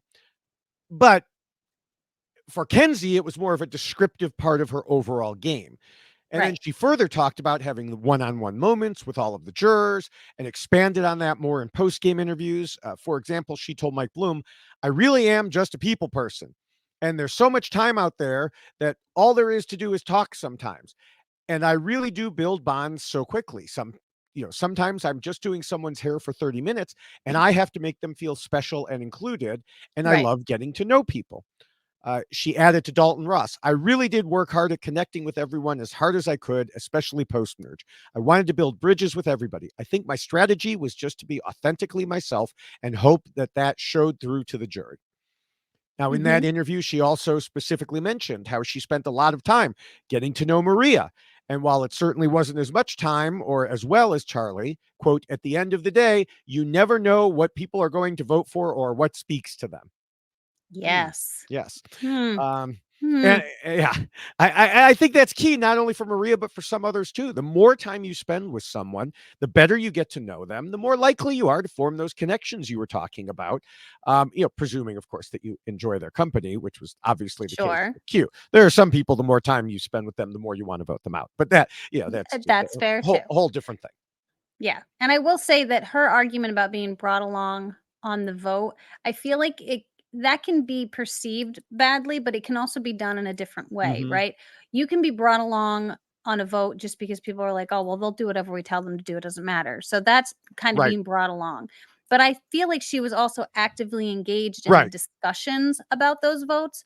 And so while she wasn't the person at the forefront saying Hmm. this is what we need to do, she was part of the discussion. People Right. weren't just coming to her and going, this is what we're doing. She was talking it through with these people, and she was able to do that because of the relationships that she had created and because she had had those conversations with individuals. So I feel like it's a different type of being brought along because you are part of the decision as opposed to just Yeah. being told what to do. Yeah. That's a very good point. Moving to Charlie. I mentioned in Rule 4 that some viewers didn't think he was as warm as Kenzie, but I want to again emphasize that this is an edited show. Production focused the primary strategy aspect of Charlie, but everything we've heard indicate he's a great guy as well and was fun to talk to and fun to hang out with and all of that. And with that said, I don't think he has quite the same light coming out of him as Kenzie does. Mm-hmm. He comes from a different world. He was in law school, which, by the way, congratulations to Charlie for Yes. graduating like a day after the finale. Yeah. Um, Congrats. he didn't get the million, but he still got a pretty nice gift for his graduation day. Um, Whole lot of bills. yes, well, and a big deposit in his account too to hopefully Oh, pay well, off. that's true Yeah, too. yeah. Yes. Yeah. Um, but but that was his world, law school and the legal world. And he said in pregame also that he enjoyed debate. Mm-hmm. And eh, these are not areas where you have the types of relationships like Kenzie or Jam Jam do with people. I mean, yeah, if you're a trial attorney, you want jurors and the judge to like you. Well, okay, you can speak better than this than me. So, go ahead. Tell Sure. people how you Yes. let your personality show. Well, and I will say, as a trial attorney, it is difficult to show your personality and Hmm. continue that analytical type of perception, or the way that you want people to see the evidence in the case. It's a very hard balance to find. And I do think that there are attorneys that I have seen that are much better at it than Hmm. other attorneys. Jurors don't love it when someone stands in front of them and just kind of talks at them and tells them in a way that makes I am smarter and better than you, and because I am a lawyer. Nobody likes that, right? Hmm. But I do think that there is something to be said about the person that finds that balance. And I feel like Charlie probably just hasn't found that balance yet, because when you're in law school, they're very much teaching you to be analytical and to be like, you have to be very regimented in your thinking and your thought process and your planning. And then that can come across as your I know some lawyers personality. who must have failed those classes. Yeah, but it is an interesting thing that when you're in law school, you are taught to be a little more, and I hate to say the term robotic, but it is because you have to be Right. very like, and it's partly emotion, it's all of these things where you're like, you have to look at something very analytically, and it has to fit within this box, and these are the points, and this is Hmm. how you have to get there. And so that can affect your ability to express yourself, because some attorneys feel like they shouldn't be able to. I think Charlie is going to end up doing a phenomenal job in the attorney Hmm. world in which he will exist, because I think he's going to recognize that he needs to do a little bit more of that warm and fuzzy. Like, that's okay. Like, you can be that way, but you have to give yourself permission to be that way when you're a lawyer, because you sometimes feel like you can't be that way. But I think Charlie is, I mean, he's very new. He just graduated. I think he's going to Yeah. do great. He's been in the most difficult jury setting possible. So I think he's got a lot of ability now to understand what it feels like to be in front of a jury. Yeah. But yeah, I mean, it is just one of those things that they're where they come from.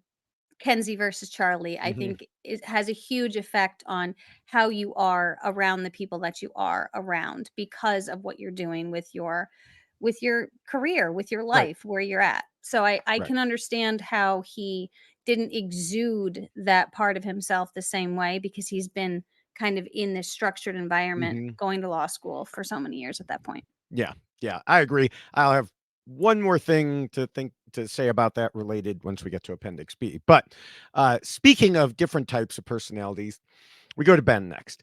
Early in the season, I wondered if he was playing a social game or just being socially great. As we got to know him better, it was clearly the latter. Yeah, there was game to it, but most of it was Ben being Ben. As Yeah. Mariah said back in episode 5, Ben is the most charismatic, likable, enjoyable guy I've ever met in my life. Ben can charm anyone. Yes, and I think that this is kind of a difference that we see with he and Kenzie, where Hmm. they both have that same ability, but Kenzie was utilizing it in her game Right. more so than Ben. Ben was just kind of shredding and living his best life out there and enjoying himself, which is great, Hmm. but you have to be able to develop that into the game that you want to play, in addition to shredding and just having a great time. Yeah. Yeah. And I mean, that's perfect. That sums it up. We've said it before. The social game isn't just being nice; it's using that to further what you want in the game. And Mhm. Ben had unfortunately gotten on the wrong side of Maria and Q from misreads, and that led to them spreading misinformation about him that I think really impacted on his ability to game for a while. Uh, Yeah. Plus, I think that there may have been an impression that Ben needed support, while Kenzie was the one who supported others. And, the second part was certainly true. And Ben did get support throughout the game. It was outside of his control and certainly in life should not be viewed as a negative. But I do think it may have impacted what others thought of him in the game. Mhm. Yeah. Now, switching over to Liz, we have another situation where what we saw of her social game wasn't really equivalent to what she was actually doing. We saw glimpses of her being funny, like her Meemaw skit coming into the challenge in the finale. And from everything we've heard, she really did connect with people out there. But instead of seeing her bonding at camp, more often we saw her lying in the shelter because she was weak from lack of food or seeming like Mm-hmm. she was a bit nuts or something. Kenzie even said in interviews that she wished Liz would have been shown looking less crazy. Yeah, I mean, and she did say that there was something to be said about the way Liz was playing the game and Hmm. that we really didn't get to see it as much. Right. And this is why it would have been nice if production had let us in on Liz's little secret, because then Yeah. maybe we would have understood it a little bit more, Right. but they didn't. Yeah. Yeah, going back to when she yelled at Q, she said in interviews that it actually could be used as an example of what a good social game she was playing. She told Mike Bloom, people, despite me losing it, were like, oh, yeah, we're going to hear this out. And that actually makes sense. So it Mm-hmm. actually solidified a lot of relationships with me. And then even after the fact, she Hmm. and Q talked and they Right. talked through it. And Right. I think that that speaks volumes of her willingness and desire to form a bond if she can, Hmm. understanding it's not going to work. I can't work with Q, but still willing to have those conversations, Right. not shut it off completely and talk through that with him. I think that's really, really great that we were able to at least see that one time. Yeah. Now, I met and talked to Liz in Chicago, and I saw how she interacted with people. You ate a burger with her. Come on, Well, let's. she ate the burger, I had chicken. Um, It's very important that that yes, everyone knows. yes. Now it was amazing how she made everybody feel important, that everybody she met. Now, and I'm not saying she was faking it. They really were important to her. Mm, She tweeted after the event that she wished she could personally thank every person she met, and it was a blessing to be a small part of something that brings so much joy. And she further thanked everyone for their kind words and said it meant so much to her. Now, I noted in a response to this that this was a perfect example of the Liz I saw in person as she interacted with so many people with gratitude and kindness to everyone she met. that's so nice. Yeah. And she has a So burger buff, I'm just gonna she say. does. She does. That's awesome. Um, she is a burger buff and she has a burger buff. Oh, that's a nice little Ooh, play, I like yeah. that. Mhm. Very nice. Um, So now moving on to Maria. Now I also met Maria in Chicago. It was for a much briefer time. She had her family there, and so I didn't, see her interacting with the fans or anything like that. So I can't add anything here from that perspective. But on the show itself, we already discussed her being the assassin, and that meant sometimes making game decisions that weren't very popular, like the pizza reward. She Mhm. talked in interviews about how she had to decide between her head and her heart, and she went with her head for the sake of her game. Did it get people mad at her? Yeah, yeah, very much so. Yeah, Did it possibly bring them together to focus on her more, as I mentioned earlier? Yes. But yeah. I do think that all the other reasons for her being a threat that we're about to discuss would have done that anyway. I wouldn't say at all she had a problem in the social game, and I think she used her social game to help bring Q on board with her. Like, no one was willing to go talk to him except for her, Yeah, that's you know? fair. But she didn't seem to be overall in the same league as the other 4 people we're discussing today. Yeah. And I just wanna make note of something here that I thought was fascinating. Uh, Pregame, before they even went out there, one of the things that Kenzie said was, "The woman who's older with the dark hair has not smiled at me once, not once, and I've tried. I've tried." So I'm hoping she's missing her kids or something. And I just thought that was interesting because going back and remembering what people were Mhm. saying about Kenzie pregame, Mhm. they were very much like, "Oh, I wanna meet her. She's like seems like the Yeah. almost like the life of the party." And then to hear Kenzie say this about Maria, is this it's like, what type of vibe are you giving off even pregame? Right. And that's going to be carried into the game itself. So I thought that that was an interesting little tidbit of information about what Kenzie knew of Maria even going into the game, Yeah. and perhaps how Maria ended up presenting herself to people during the game as Yeah. well. I mean, some people just the way they look, I mean, I look, I generally am a smiler, but there Mhm. have been times when I was at work where I'd be walking down the hall and I'd be thinking about something. And apparently I had a look on my face where someone would say something like, Oh, smile. It's not that bad. I mean, Right. which, first of all, you don't know that. Maybe I just got a horrible phone call and I'm rushing out to Right. my car. Right. You Right. have no idea. So no, don't say Mhm. that to people. Yeah. But beyond that, it wasn't that. I was just thinking, and my face naturally went to a specific, way of looking. And Mhm. so, yeah, some people are naturally just, they have resting happy face, and other people don't. Yeah, you can say it. They have resting bitch face. It's Well, okay. I didn't want to say that because I don't know that that's the case here. So, I'm not saying that it is, yeah, but right. have had those same exact moments when I'm at work Hmm. where people are like, "Boy, what's wrong with you?" And it's like, "Do you have any idea like what's swirling around here?" Like I'm okay. I have 20 things that I have to Right, think about right now. right. My daughter has the same type of it where it's just like you're just Well, in your your head daughter and is a you're clone of thinking. you. Your daughter is a clone of you. I mean, Yeah, she is. So, I which is awesome. I love it. yeah. So but I do think that this is something that you have to think about when you're playing Survivor is that when, the facial expressions Hmm. carry a lot and people can read into that, especially when you're not talking to people, when you're doing pregame because you're not allowed to. Hmm. And if people are noticing Kenzie because she seems smiley and exuberant and very bubbly, and Maria is not, then that's something that Maria might have to overcome when Right. she's done playing the game. Whereas opposed to Kenzie, people It just might helps. It gravitate naturally towards helps. her. Right. Right, right. Right.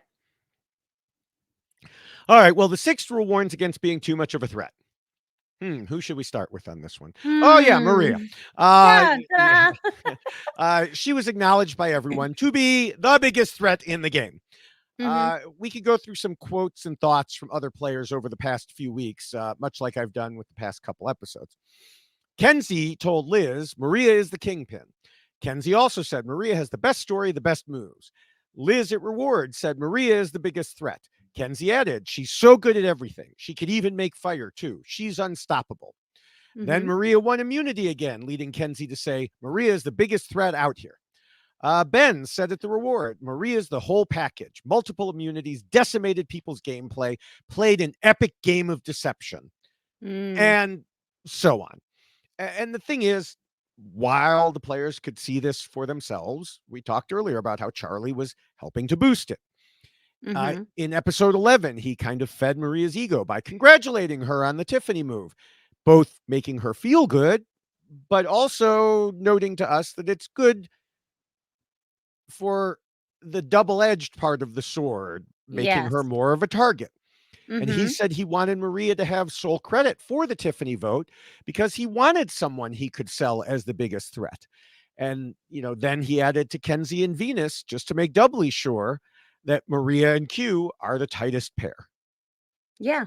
And I mean, I think all of these things focus on not only your game, but again, also how other people interpret your game and sell your game to Right. others because we've talked their narrative that becomes connected. And if you have someone like Charlie who's recognizing game recognizes game, right? Hmm. And so he wants everyone else to be very aware of what's happening. She's not just good in challenges, she's good at all of these other things too. And so we need to be very mindful of the entire package that Hmm. Maria is presenting. And I think that also this goes back to, Ken. Who is it that said she had a really great backstory? Was it Kenzie? Um, I mean, probably all of them, but Yeah. I don't remember who it was exactly that said that, but But yeah. this is why it's beneficial to have those Oh, conversations yeah, with people, Kenzie right? said she had the best story, not backstory, just story Just in the best game, I story. think, yeah. So I'm curious if is that just game? Is that her, whole Mhm. existence? Is it where Right. she is in life? And so all of those things, you put them all together. And yeah, I mean, Maria was definitely someone who was a huge threat to win this game, and everyone recognized it, which is why Liz decided she was going to help in that immunity challenge Right. because everyone knew that she couldn't win that final immunity because she was a threat to everyone in that final three. Yeah, I mean, she just her presence, like, loomed over everyone Mhm. else like a giant, you know? Mhm. And, yes, it is a credit. One of the first things I heard was it's such a credit to Kenzie's social game that Liz helped her win the challenge. But I think even more than that, it was a credit to them all recognizing what a huge threat Maria was, Yeah. because I think if Liz had seen Charlie or Ben pulling ahead, she'd have done the same thing for them. It wasn't Mhm. about Kenzie winning, it was about Maria losing. Exactly. Yes. Yes. And how that was a benefit to all of them Right, because they knew that she could not stay in the game because she would beat them all in the right, end. right. Now, on the flip side, Maria told Q that Charlie is so lovable, he could beat any of us. He gets to final three, he wins. Uh, and she also told us he's a threat. Of course, even she didn't end up voting for him at the end, but that's something we'll discuss later. The important thing was that everyone agreed with Charlie in terms of Maria being a threat, but they didn't see it the way she was saying in reverse. Yes. And I think that this is that finding that balance, right? Mm-hmm. And this is where Charlie was playing a very dangerous game. He wanted to make it appear as if Maria was the one doing these things, and that was potentially to his own detriment because he's taking credit away from himself by saying, "Oh, this was all Maria." Doing it because I want y'all to focus on her and not me, Mm-hmm. but then you're not focusing on me. You're not seeing what I'm doing. And so it is a very, very difficult way to play this game, trying to manage your own threat level and highlight someone else's at the same time, even though you're playing the game with that person. Yeah. Yeah. Now, as for Kenzie, she came into the merge with a target painted on her by Banu as the mastermind, mermaid, dragon. Um, Liz You need even to get one of these things. They're great. Liz even said she didn't work with Kenzie early because of that. So she knew she had to lower her threat level right away at the merge. And since she had options beside just Q and Tiffany, whom she described as always playing hard, she could kind of soften her image. And it clearly worked. She went from mermaid dragon to somebody who nobody really pegged as a big threat to win it all at the end. Right, right. Yeah, she definitely managed her threat level in a way that was very impressive because she did have this persona that had been created about her when she walked into the merge, but she saw it, recognized it, and said, "Okay, I really need to take a step back here and not have people look at me in that way anymore." So it did really work out. It's like, what is he doing over there? Now I see what you're doing. That's a good look. I like it. Mhm. That's great. I've always wanted a dragon on my shoulder. Yes. There you go. Yes. I love it. Now, we've already mentioned how Ben was kind of stuck at the bottom, and I think this applied to his threat level too. Other players didn't see the moves he was making or attributed them to different people. He wasn't seen as a threat, but unlike Kenzie in his case, it turned out to be true. Yeah, no, Ben was not. I mean, I he's a great guy, Hmm. very likable, fun, I think, individual. But yeah, as far as the game itself, he was not a threat in anyone's eyes. Hmm. And I think he recognized that at the end too, that he knew he wasn't going to be a threat to win this game, but Yeah. he saw that himself. Yeah. And this brings us to Liz. Obviously, a lot of what we discussed for Liz's plan in Rule 1 was, as I mentioned then, a strategy to keep her threat level lower. And as she said, it worked until it didn't. Right. I know there are many out there who say Liz was never a threat and would have been a zero vote finalist, etc. But we have to remember what we've been talking about, and that's the edit of it all. Yes. Kenzie discussed in many of her interviews that Liz was doing much more than we saw. Plus, they thought she could win over the jury filled with former Nami tribe mates. As she told Dalton Ross, to me and to Charlie and Ben, she was the biggest threat. She being Kenzie, she Mhm. was the sorry. Kenzie told Dalton Ross, the she is Right. Liz. She was the biggest threat going into final three. It might not look that way now, but Liz was playing a good game too, and I really think she could have sold it. So Kenzie See, had and confidence in Liz's abilities. yeah, and I thought that it was fascinating because I didn't even think about the NAMI part of Hmm. this until I was reading and I saw that and went, "Oh, well, that's 4 people then." Hmm. And so if Liz really did have, a good relationship with all of them, Right. and if they were all going to lean heavily towards Liz just based upon the NAMI relationship, and then on top of it, you throw in hey, here's my big grand reveal, by Mhm. the way, ah ha ha.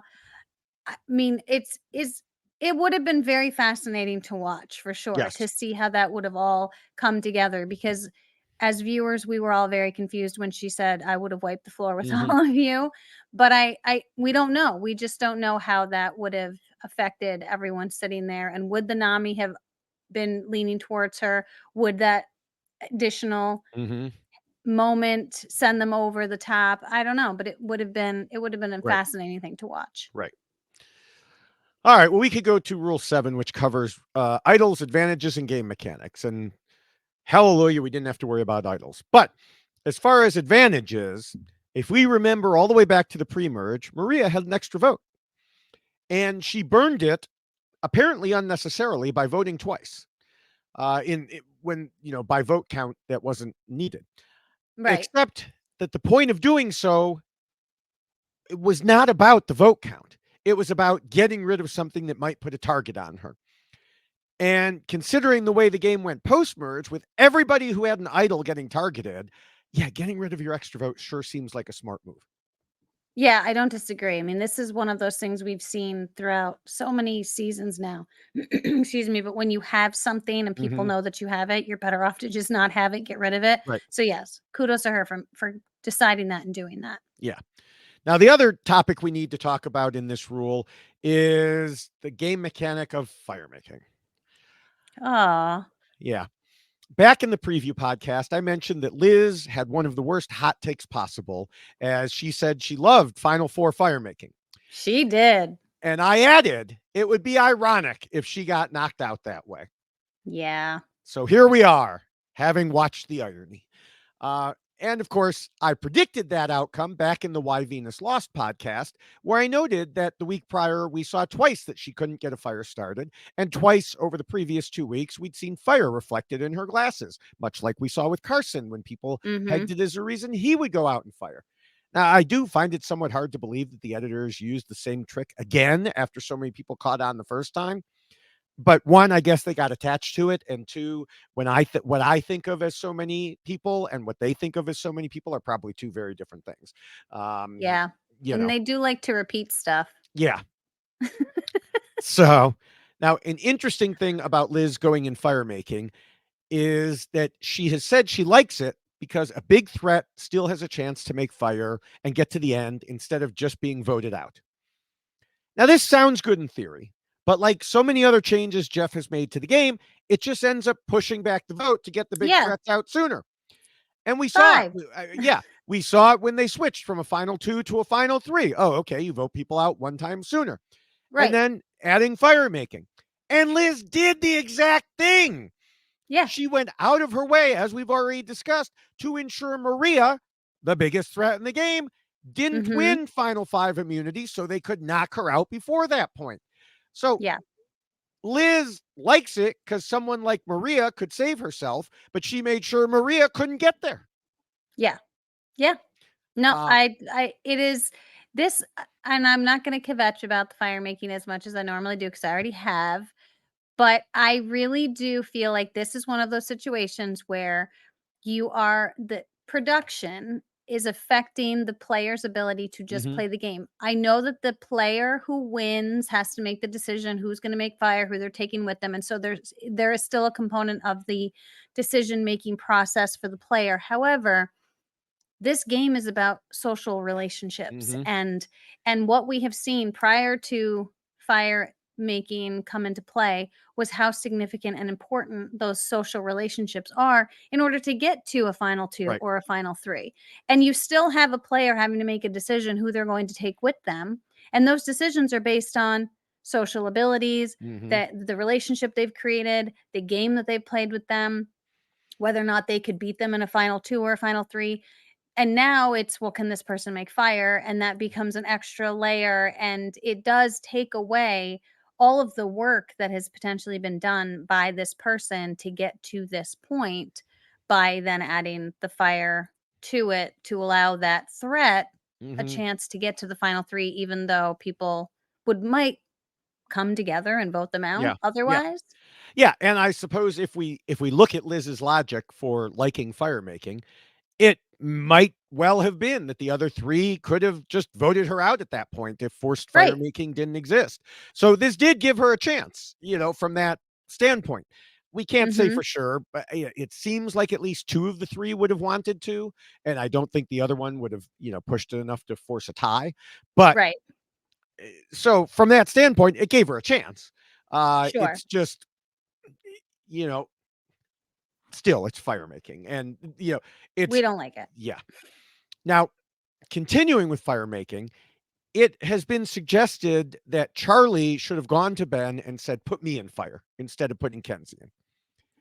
And I disagree with this on multiple levels. The most important of which is that Charlie already had a very solid strategic game. There was no reason for him to believe he needed a flashy move. Not to mention, fire making should never be considered a flashy move anyway, Yeah. but I Mhm. digress. Um, Charlie even said on the show he didn't need or want it. He made all these carefully planned moves, and it would have been devastating to go out and fire if he said, "Put me in, coach," and something Yeah. went wrong. Uh, and finally, as Rob said on the post game show, I don't know that it would have changed anything anyway. Would this have really changed anyone's mind? Like, ooh, he made fire against, you know, uh, uh, I guess Liz, who Mm. hasn't been able to start a fire the whole game.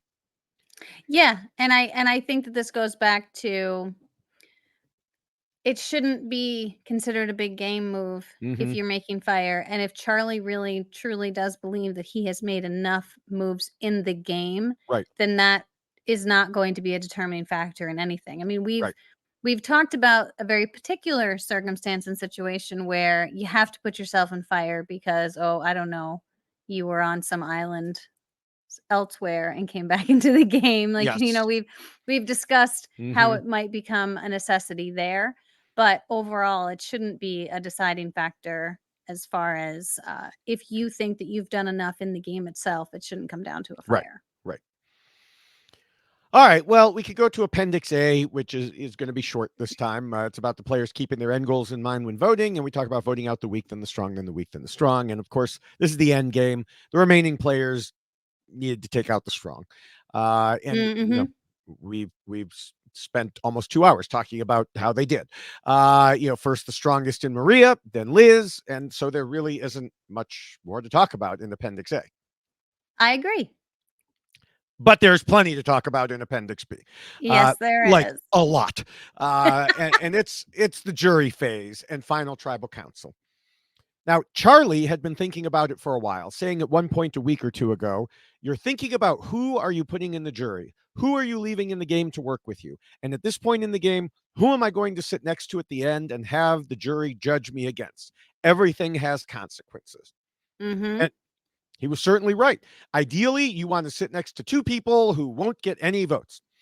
The problem is finding a way to do that. He and Kenzie were able to get there with one person who fit the bill, as we've mentioned that Ben said in interviews he came in knowing he couldn't win and just wanted to explain his game.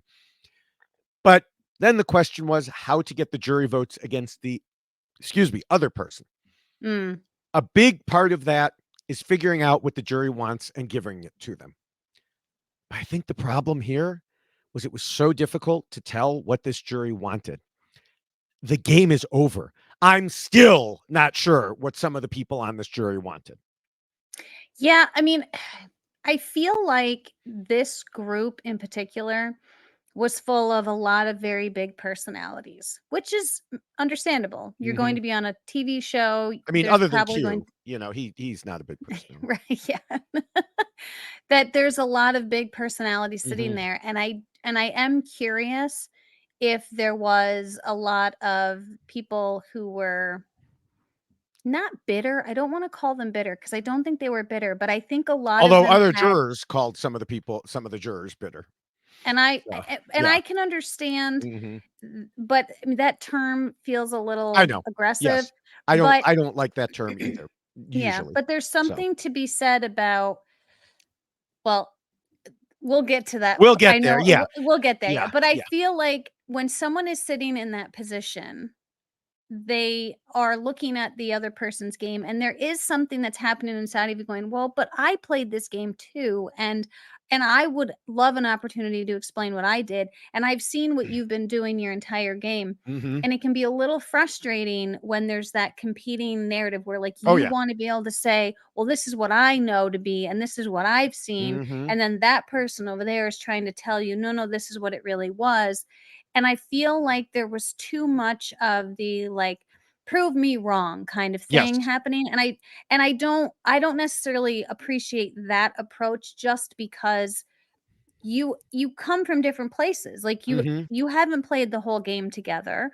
You haven't done everything together as far as the game is concerned. And so it shouldn't necessarily be like a you need to prove it, as Right. opposed to let's talk through it and let's Right. go through the mechanics of it. And so that's what it felt a little more like, that it was more, I don't like the 30-second thing. Like, Mm. don't limit how long someone has to justify something to you. I feel like this is a game for $1 million. You Right. want all of the information. You don't want to say, give it to me in 30 seconds, go. Yeah. As someone who is an attorney and has done summations that have gone over 2 hours, like, there Mhm. are times you need a little bit more opportunity and moments and things that need to be said. And so I don't think anyone, and, again, it's a they're the ones running the show, right? So it's Yeah. their final tribal council, and if that's what they wanna do, I just feel like that's an unfair, but again, Right. Survivor isn't fair. So, Right. but it's just one of those things that I didn't really love that approach being taken. Yeah, and we saw it being used once at the beginning, and then Jeff using it for the conclusion. But Ben indicated in his interviews it applied to other questions throughout. It's not clear if it applied to everything, but apparently, Tiffany was saying time more than once.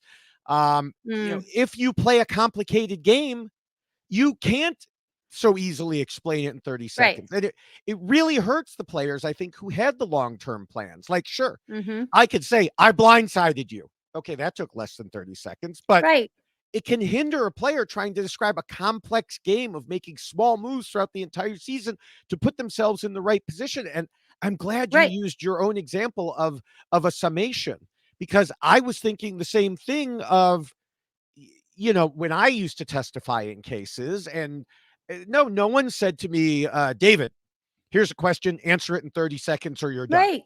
No, these are complex matters. And so is someone's Mhm. 26-day game.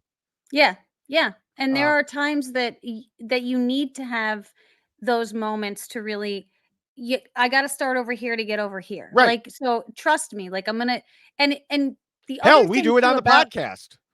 right, and the other thing too that can always happen in a final tribal is that someone could ask a question and the player could say, "Well, I wanna start over here." But there could be a discussion where the person who asked the question go, "Well, that's not what I asked Right. you. I'm asking you this." And it's more of a Hmm. conversation and a narrative that is explained, as opposed to, if you're telling someone you have to disprove something Yeah. right now and you give them 30 seconds to do it, how, I mean, that's Right. so limiting. That's Yeah. so limiting because you have to change someone's mindset in 30 seconds.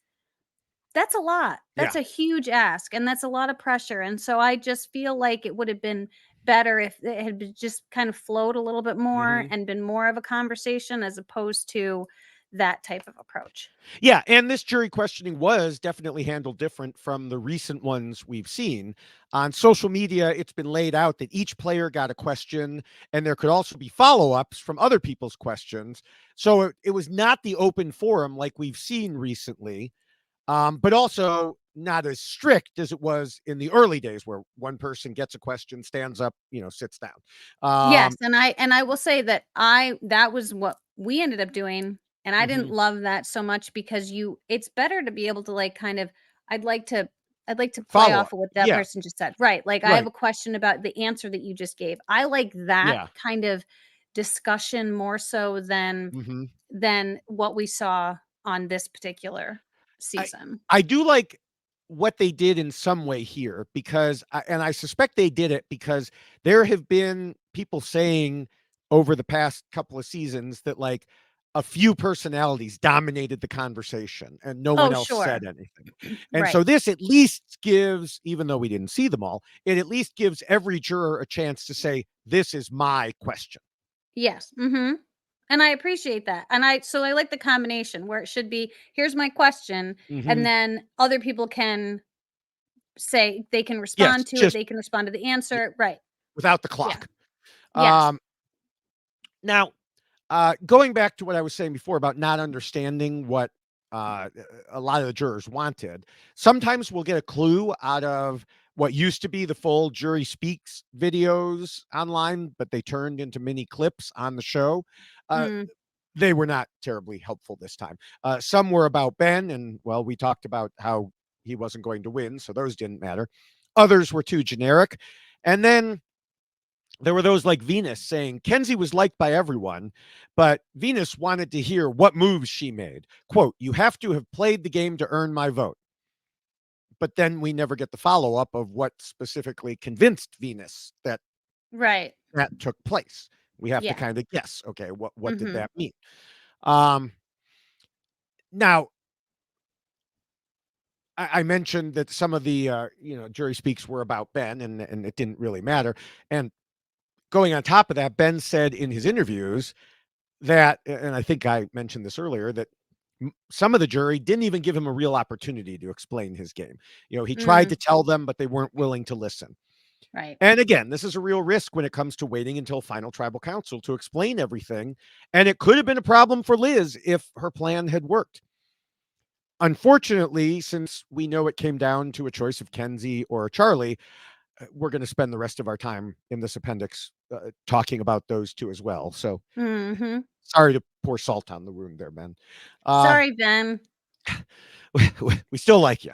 Um, We do. And Rolling yeah. Stone tweeted, did like Rolling Stone do an article on Oh him yeah, there too? was a Like huge this? article on it. It Yeah. was a So like, huge article on him. listen, Yes. Ben, you're living your best life, okay? Yes, You were in Rolling exactly. Stone, like He's a you're winner either way. yeah, Yes.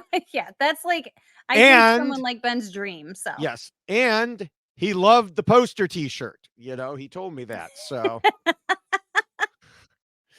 um now getting into the actual questions. I did not like the one Tiffany opened with, asking them to articulate one move that they made on their own that changed the course of the game.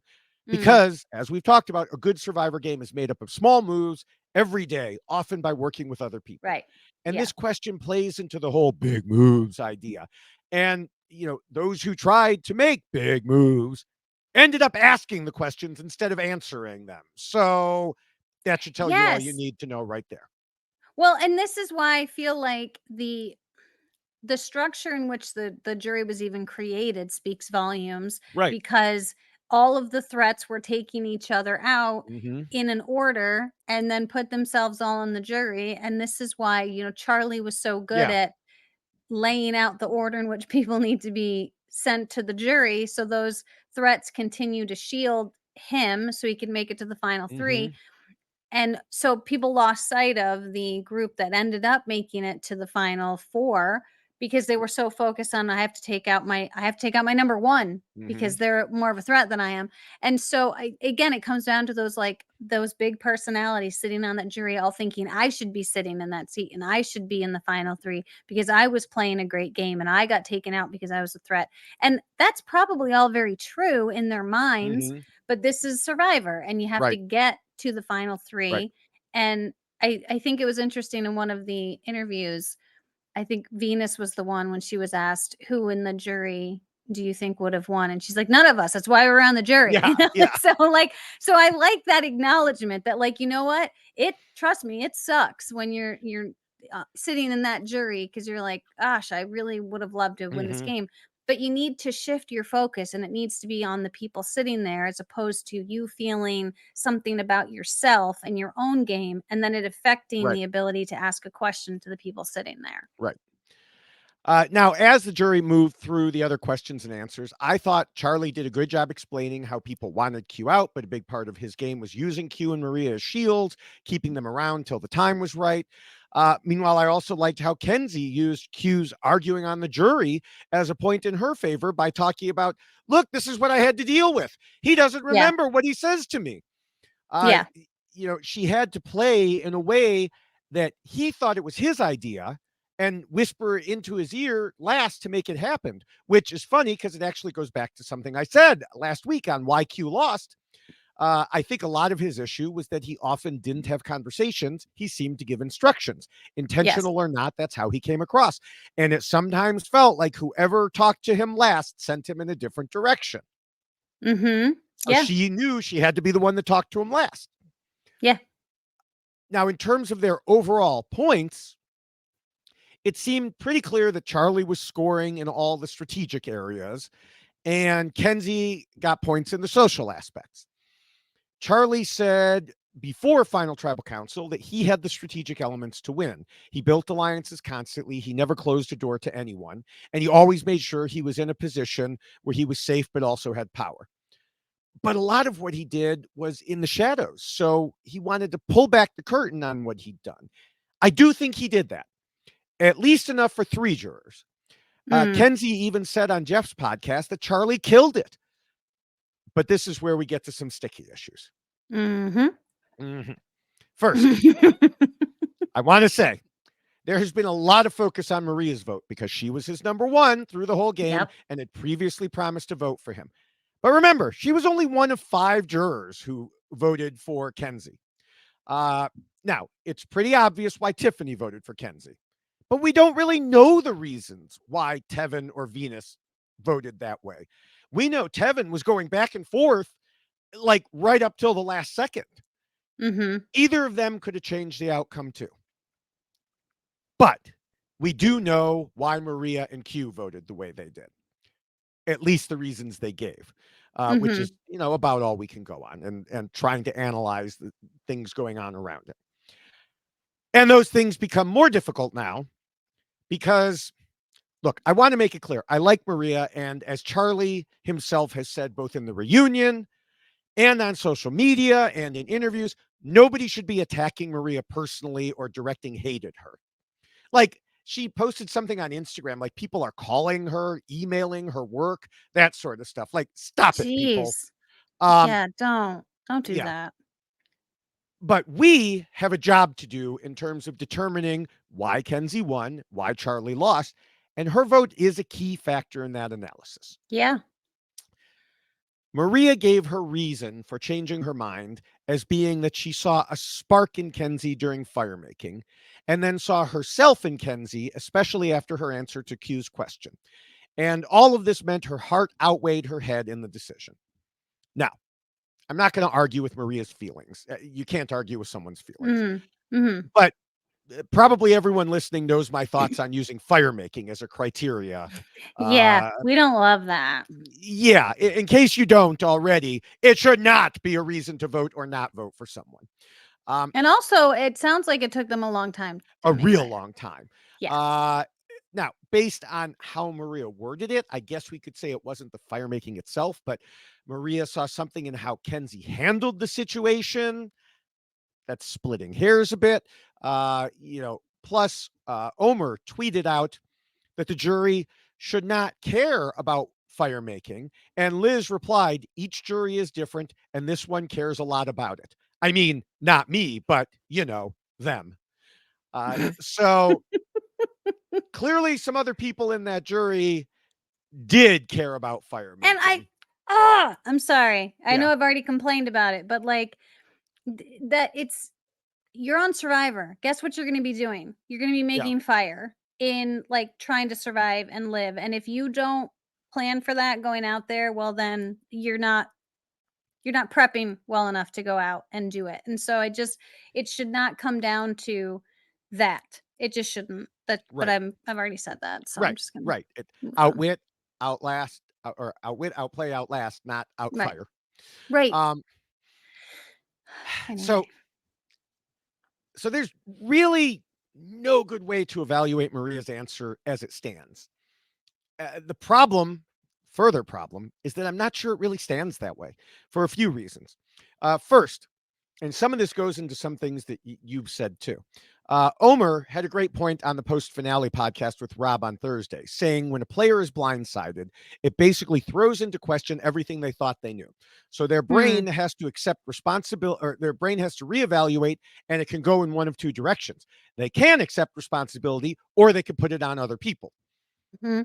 I think this is mostly a subconscious thing, and a person would have to make a specific effort to step back and recognize who is really to blame or credit. And it's difficult for someone to kind of step outside themselves to more objectively evaluate.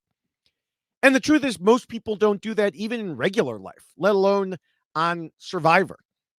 Yeah. Like I remember when um, someone got a job that, by all rights, everyone believed should have been mine. Okay. I was like the only one known to be the person to get this promotion. But then someone came in from outside the agency. Hmm. And was I mad at the person doing the hiring? Yes. Was I mad at the person who got the job? No. And I went out to lunch with him before he actually came to start to work there to give him some tips about, because I still worked in that area and I was going to be working under him.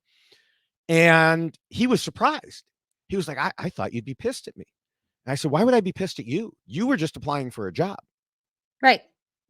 but it still stands. A lot of people, and I'm not trying to pat myself on the back for this or anything, but a lot of people would have been pissed at him in that situation. And he was surprised that I was not, because I stepped back, looked at the situation and said, well, he's not to blame. But a Right. lot of people focus their anger on whoever the closest target is. And, you know, so did that happen here? Could this have been going on inside Maria's head without her even realizing it, possibly? Yeah, it could have. We don't know. Mm. Yeah.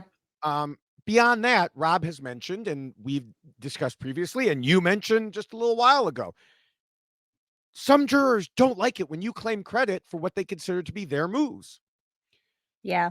And so, like you said, I have to wonder if Charlie standing up for his own game, while it was something he needed to do, also hurt him with Maria. Well, and I just want to say, as far as this decision, I think what Maria has done is also discredited herself and the game she was playing by not voting for Charlie. Mm, Because what she could have done is she could have said, Charlie, I know exactly everything that you're talking about, and I know exactly the game that you played because we were playing this game together. mm-hmm. And by your winning, you are crediting the game that I played. You are going to be the representation of why Maria could have won this game. And Maria got voted out because she was the biggest threat. And because she wasn't sitting in the final three, her second ends up winning, Right. right? And so the narrative that could have been attached to Maria is credit for the game she played, Mm-hmm. right? And so you can utilize that person who is sitting there as confirmation for yourself. Like if Right. I had been sitting there, if I'm saying if Maria had been sitting there, Maria could feel like I'm going to win, Mm-hmm. but she's not sitting there. And so Charlie is. And so I'm going to credit the game that I was playing by giving him $1 million.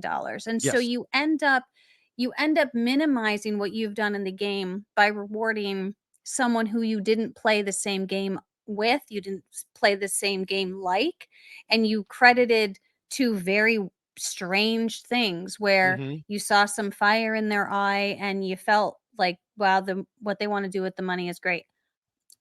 I mean, what about the game? That Yes. you feel so proud of playing, where Maria understands that she even said in her exit press, I could have beat anyone. I didn't care who I was sitting Mm-hmm. next to because I know what kind of game I played. Well, then why did you not vote for Charlie? Right. If you yourself are like, I would have beat anyone, I would have won. Well, let's talk about Charlie then. Let's Yeah. talk about why you Yeah. didn't vote for Charlie, Yeah. because you're now just minimizing your own game. Yeah. And that's why I think, I really think a lot of it is subconscious. I don't think she thought through everything that you just mentioned. Mm, Everything that you said it's on point, but I don't think she thought about it that way. yeah. Um, Like as an example, Charlie answered Venus's question about flipping a mistake into his favor by talking about how first Q chastised him for admitting that he voted Venus, and then Charlie played good student and got invited into the six by Q. Mm-hmm. But then Maria on the jury spoke up and was like, making it clear, no, I was the one who invited you into the six. I did it. Yeah.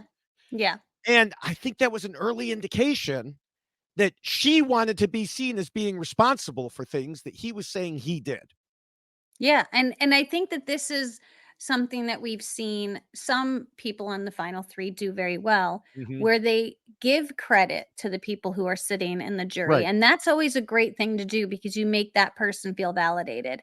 And so in that moment, it might have been beneficial for Charlie to remind Maria, like, Mhm. "Maria, you and I were playing this game together. I needed to differentiate myself from you because we were playing this game so Mhm. close. Maria, if you were sitting here, you'd be winning this game." Right. Because if you do that, then you tell the jurors, "Maria and I were playing the same game. She would have," and remind them Right. all, "We voted Right. her out because she was the biggest threat, because if she's sitting here, she's winning. So if Maria and I played the same game and Maria is winning sitting here, then I'm winning sitting Right. here." Right. Yeah, absolutely. Um, Now, another thing that may have been going on in the background was that Soda posted an Instagram story saying there was strong lobbying for Kenzie going on at Ponderosa. Someone asked Liz on Twitter if Maria was the one trying to turn people against Charlie, and Liz said that is not true from my experience. So it wasn't Maria apparently doing the lobbying, which I wouldn't have expected her to. Like Mm, I said, I think a lot of it was subconscious, but presuming that lobbying was indeed occurring. I don't think Soda was lying about that. It's quite possible that that also got into Maria's head as well. mm.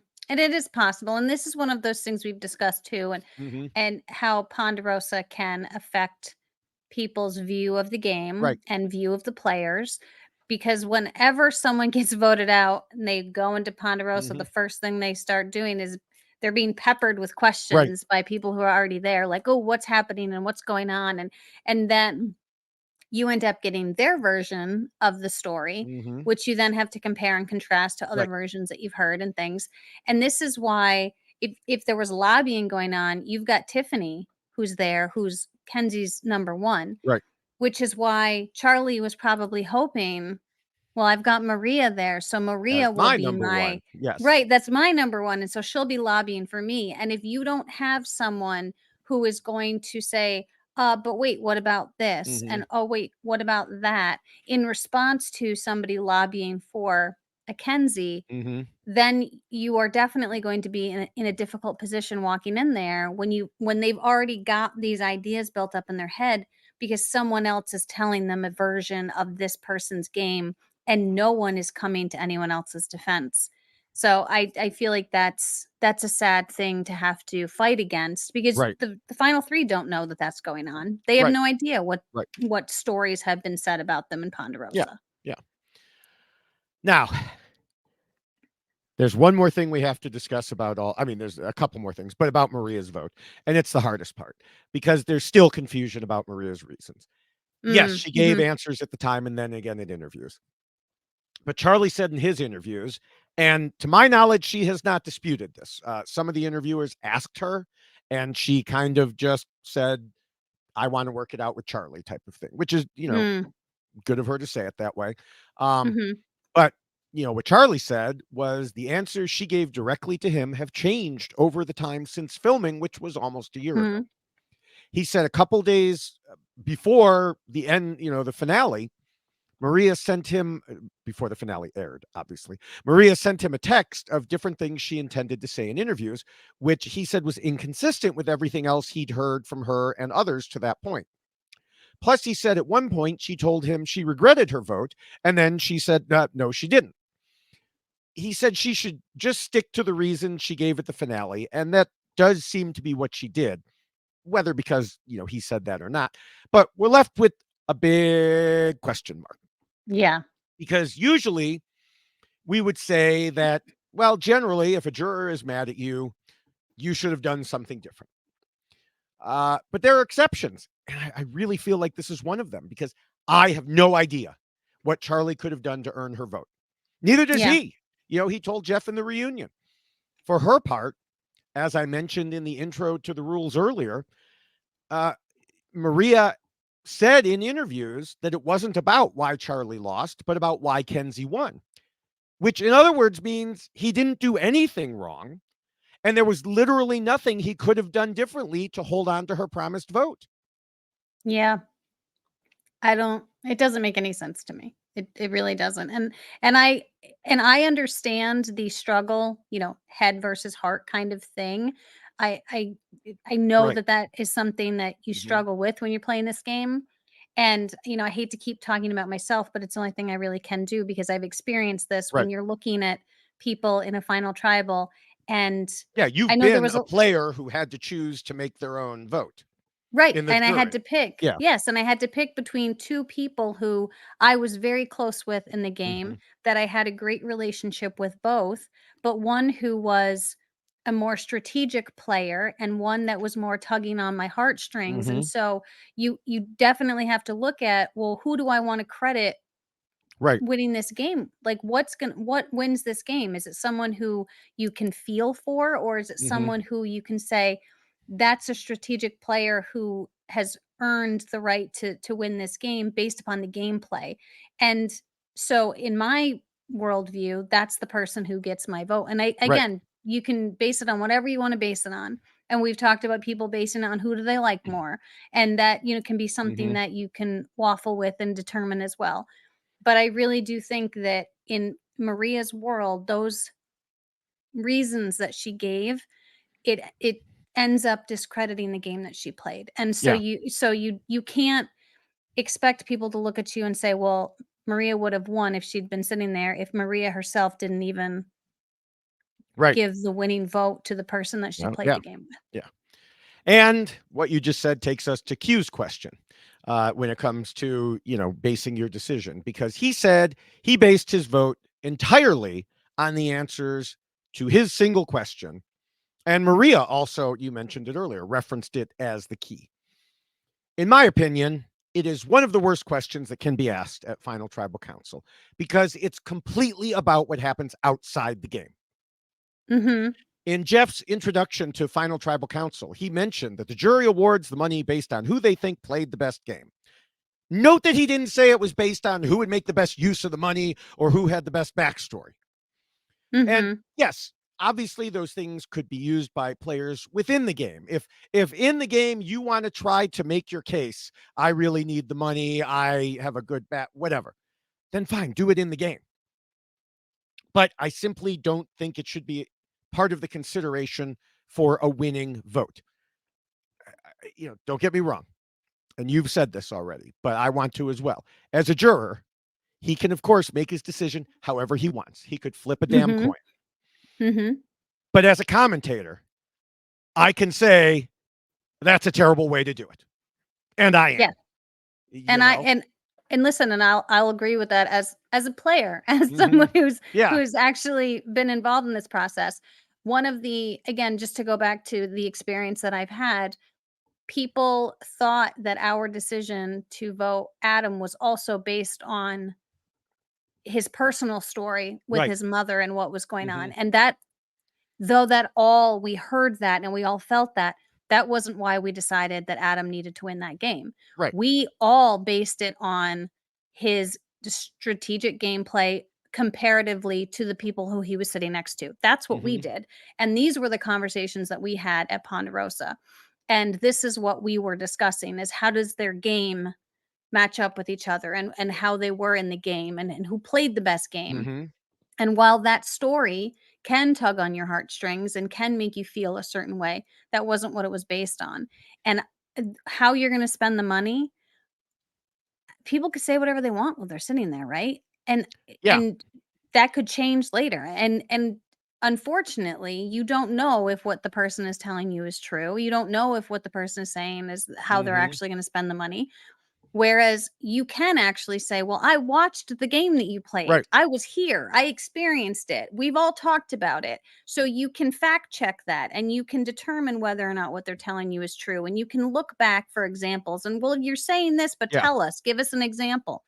Whereas someone just going, well, this is how I'm going to spend the money, and that's what you're basing your decision on, it doesn't jive with the whole point of what Survivor is. Again, we've Mhm. already said it: outwit, outplay, outlast, not outspend, outsave, out. I mean, like Yeah. that's not what it's $1 million. There's a lot of things you can do with it, and I'm glad Mhm. that Kenzie wants to be selfish. Good for her. That's great. Yeah, But that I mean, should not be the decision. What it's yeah, based on. I loved her answer. It's the same thing Yeah, I did in life. It's the same thing I taught my own kids. Invest now so you can set yourself up for the future. yeah, But that doesn't mean I think people should have voted for her to win the game of Survivor because of that answer. yeah, yeah, Um, Maria in the reunion said Kenzie deserves to have this money to start her life, to start her family. And this is part of the problem with using things outside the game to influence who wins. First, like you just said, who knows if it's true? I mean, I hmm, think it is with Kenzie. sure. She's not going to Vegas and betting it all on red. Um, but um, but who is someone on the jury to say whose life is more important when it comes to getting the money based on knowing them for a month and one or two answers in final tribal council? Why Hmm. is the struggling musician not as important? Right. Why is Oh, the guy who yeah. wants to go to law school because they didn't know he already was there? Why is that not as important? Hmm. I wouldn't want to have to make a decision based on that responsibility. Right. That's why it should be based on the game that you see this person Yes, playing, and how you interacted with that person during the game, and how right. you feel about that person based upon the relationship that you've created with them, not something that is outside of the game that has no direct effect on the game itself. I just don't think that Hmm. that should be Well, where the decision comes from. and on top of it, it highlights even more that there was nothing Charlie could do to counter Kenzie's life story Oh, yeah. when he had no idea how Q or Maria would react to what they said. If Maria's saying, well, Kenzie reminds me of myself at that age, and that's why I'm doing it. Well, Charlie can't change himself into a younger version of Maria. No. He could just play the game in front of him. Well, and I don't want to cut you off, but Yeah. I'm just thinking of a tweet that I saw where someone actually was commenting on, if it's going to be based upon who needs the money more, then why do we even have a game at all? Well, that was Dr. Jeremy Faust, who Okay. was my next step because he was our guest earlier, and he said on Yes. Twitter, my question is whether you could decide the winner on day one. If so, what role does the game itself play? And yeah, Yeah. that's a good question. If two of the jurors and possibly more, but however many of the jurors are just going to vote for someone based on their backstory, why play the game? Are Yeah. you playing just to figure out who the final three are so you can pick the best story from them? I, you know, and again, let me make it clear. I love Kenzie. Yeah. She played a great game, but I still disagree with the stated reasons for, those two of her jury votes. Yes, and I would say the same sentiment. Like, I think Kenzie's great. I understand why people did vote for her based upon her social gameplay and the Mhm. relationships that she had created, but that wasn't what either of these people gave as their reasons for voting for her. They didn't say, "Well, I loved her answer to how she was going to spend the money, and also she and I created this great bond and relationship, and Right. that was part of her strategy." It was solely like, I liked her answer for how Mhm. she's gonna spend the money, and also she reminded me of myself. Yeah. So you're not giving the game related reasons for why you voted for her at all. Right. Right. All right. With all of this said, and even having those questions linger, I still have other thoughts about final tribal council. People were like, "Oh, he's going to move to the conclusion." No, not yet. Um, Almost, You but were not yet. worried about 3 hours. You Yeah. said this to Yes. me, so. Um, Way back in episode 2, Charlie said strategy wise, he knew he'd be good, but a weakness could be social game. Now, we already talked about those things, but this is where I was saying a couple times, something's going to come up in Appendix B. Mhm. Um, as I was watching, I just didn't feel like Charlie connected as well to the jury in the moment. Yeah, I agree. And he said in an interview he was basically trying to stay calm. And in my opinion, he may have overdone it. I think he controlled his emotions in front of the jury so well that even when he was making emotional statements, they didn't seem that way. So, like, Hunter said something to him like, "Oh, your goal was just to get to final three, not to win." And he told Hunter in about this tone, you better believe it. My goal was to win this freaking game. There wasn't Mhm. an oomph behind those words. If that Mhm. had been me, I'd have been like, hey, you better believe that I was here to win. Yeah. My goal was to win this freaking game. Mhm. I would Yeah. like to think that didn't matter, but it's possible. You mentioned earlier that some people described him as a little robotic. And while we didn't think that was true through most of the game, I do think a little of that came out in this final tribal council. I think he Mhm. over controlled himself. Yeah. I agree, and I do think that this is one of those situations where life experiences really do come into play, Mm-hmm. and things that you've been through can allow you to be a better storyteller at this point in the game. And those are the people who, throughout the game, can become the scariest ones to sit next to, because Mm-hmm. like a Tevin sitting in a final Oof. tribal, and Yeah. the way that he's able to just put together a narration of anything. I mean, Mm-hmm. it's just incredible. So I think someone like Charlie just doesn't have Tevin as much. whips out the phone book and starts reading it. The jury's like, yes, you win. Yeah. That's what I'm saying. Like Tevin just has this ability to make it Mm-hmm. interesting, and I think someone was talking about. I don't remember who all was involved, but there was a checkers match at Ponderosa that they then started like Oh, um narrate it. Yeah. narrating, right? Announcing, like sports announcing. Yes, yes. Yes. So, like, I would have loved to have seen that, because Yeah. I'm sure that it was very, very fascinating, and just the language that was Mm-hmm. being used. And so there's an art to that. And granted, they're 26 days in, they're exhausted, Yeah. their brains are a little foggy, they're not working as great as they want to. But Charlie did say that he purposefully was trying to maintain his emotions Right. and not get emotional. Where I think when you're in the final tribal council, you need to just throw it all at the wall Yep. at that point, and not keep it contained, because they want to see someone, I don't know, that's got fire in their eyes, right? Yes. Like Right. maybe that's going to be the deciding factor. So, I do think that Charlie, if he had had a little more Mm-hmm. like experience, he might have known enough to really like put that part of him aside and just be the Charlie that we saw occasionally Right. come out on the island when he was dancing, and when he was like doing those fun things one on one with Ben that Mm-hmm. he had described. That's what the jury probably needed to see in that moment too.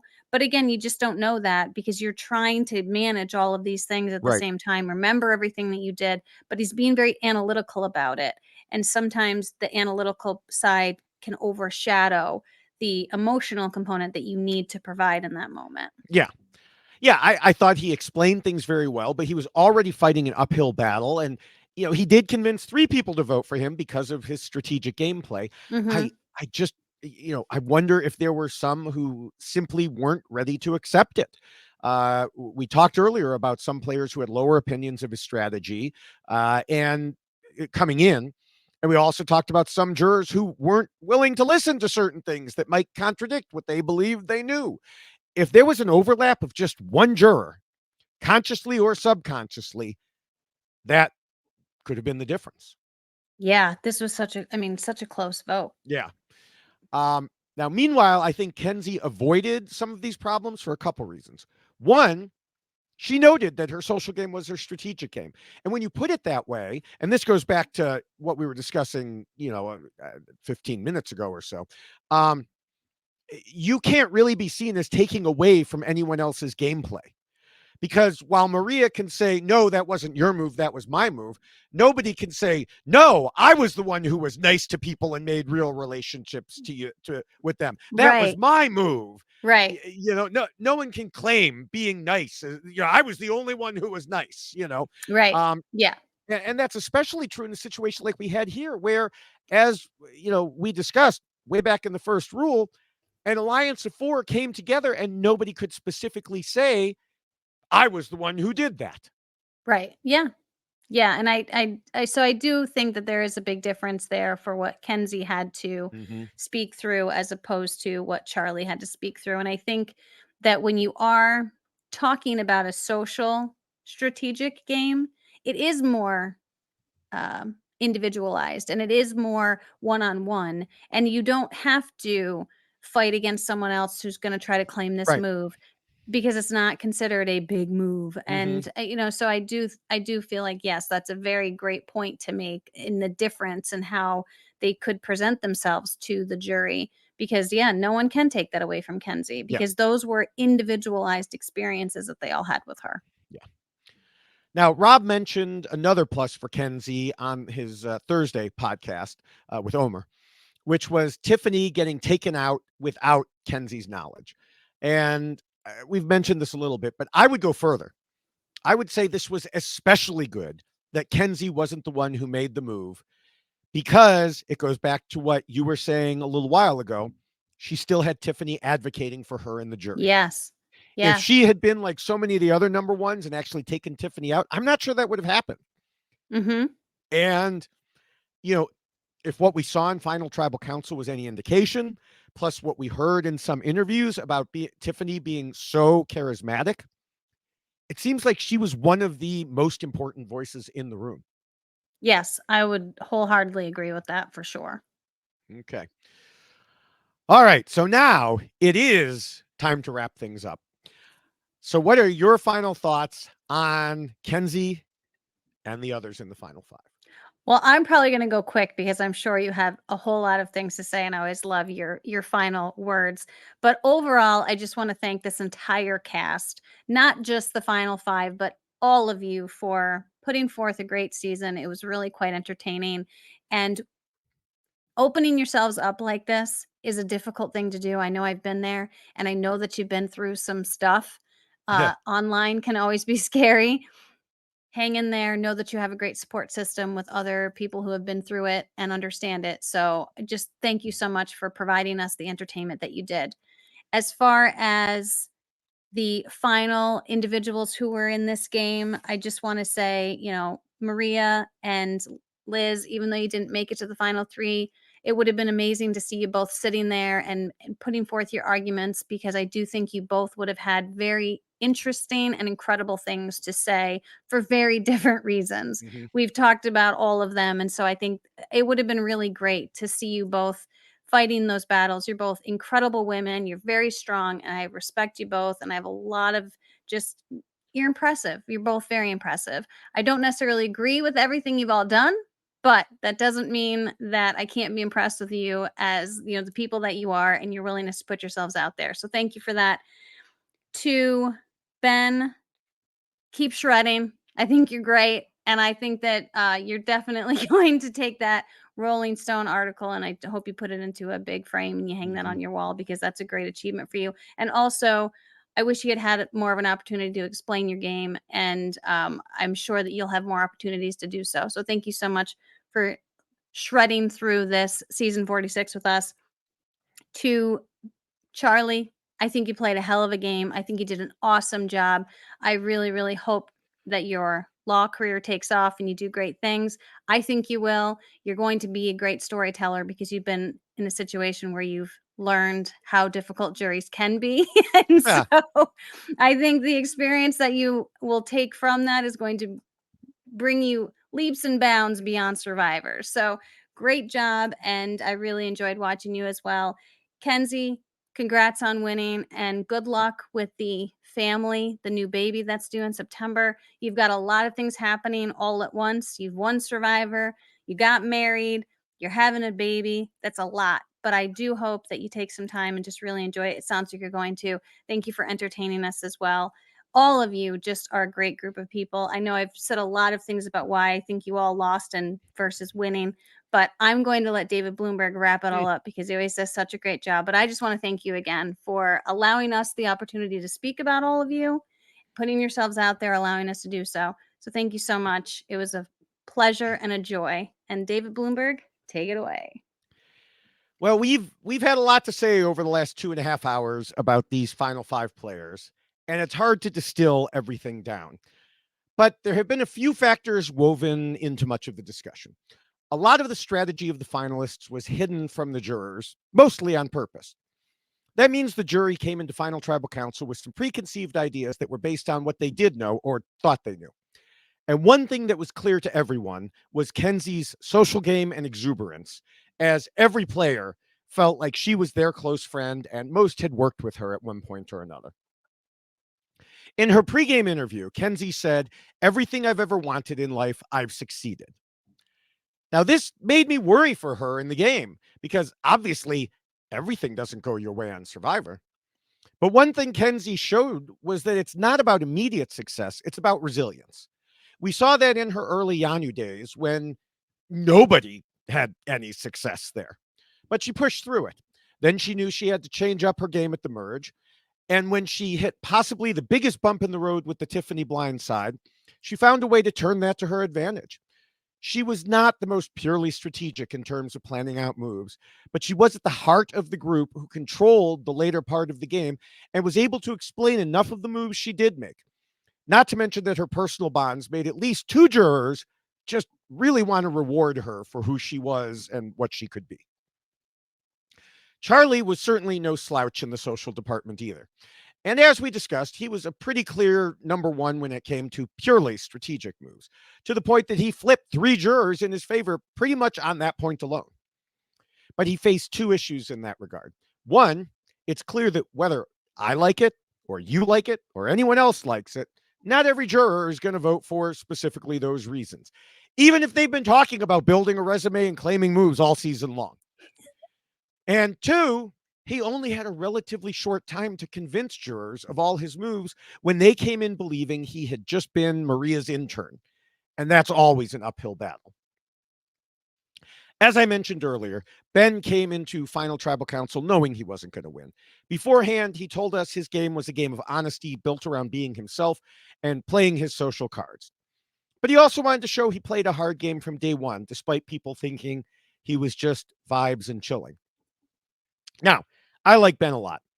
I do have to question his statement about playing hard from day one based on what we saw and heard from others. Maybe he was in his own mind, but what he showed others was someone who didn't want to get involved in strategy discussions until they were absolutely necessary. And that turned off some other players like Maria. Even when he later worked with the GOAT Alliance and Q, he just wasn't given credit for gaming. If Charlie had an uphill battle to explain his game, Ben had a cliff to scale with no equipment. Liz lost in the most appropriate and ironic way at the same time. She championed fire making as a game aspect, but couldn't overcome it within her own game. But it served the purpose that she's given for supporting the concept, that otherwise she probably would have just been voted out anyway for being more of a threat in at least two of the other three's minds. And of course, speaking of getting rid of threats, there was Maria, who was so much of a threat that other players focused all their attention on getting her out. With good reason. If she had made it to the end, I really do think she would have won easily. But threat level is probably the most difficult aspect of the game, as Maria and Charlie showed together. He heaped all the credit and blame on to put a target on her, but it also hurt his own chances later. In the end, it came down to a difference of essentially one vote, because we know from interviews that Ben would have broken the tie in Charlie's favor. We went through those votes in detail. I was not there. I haven't lived through either the lives or the game that Q and Maria have. But I believe I personally would have voted based on the things I regularly advocate for the most: objective strategy, and certainly not things outside the game.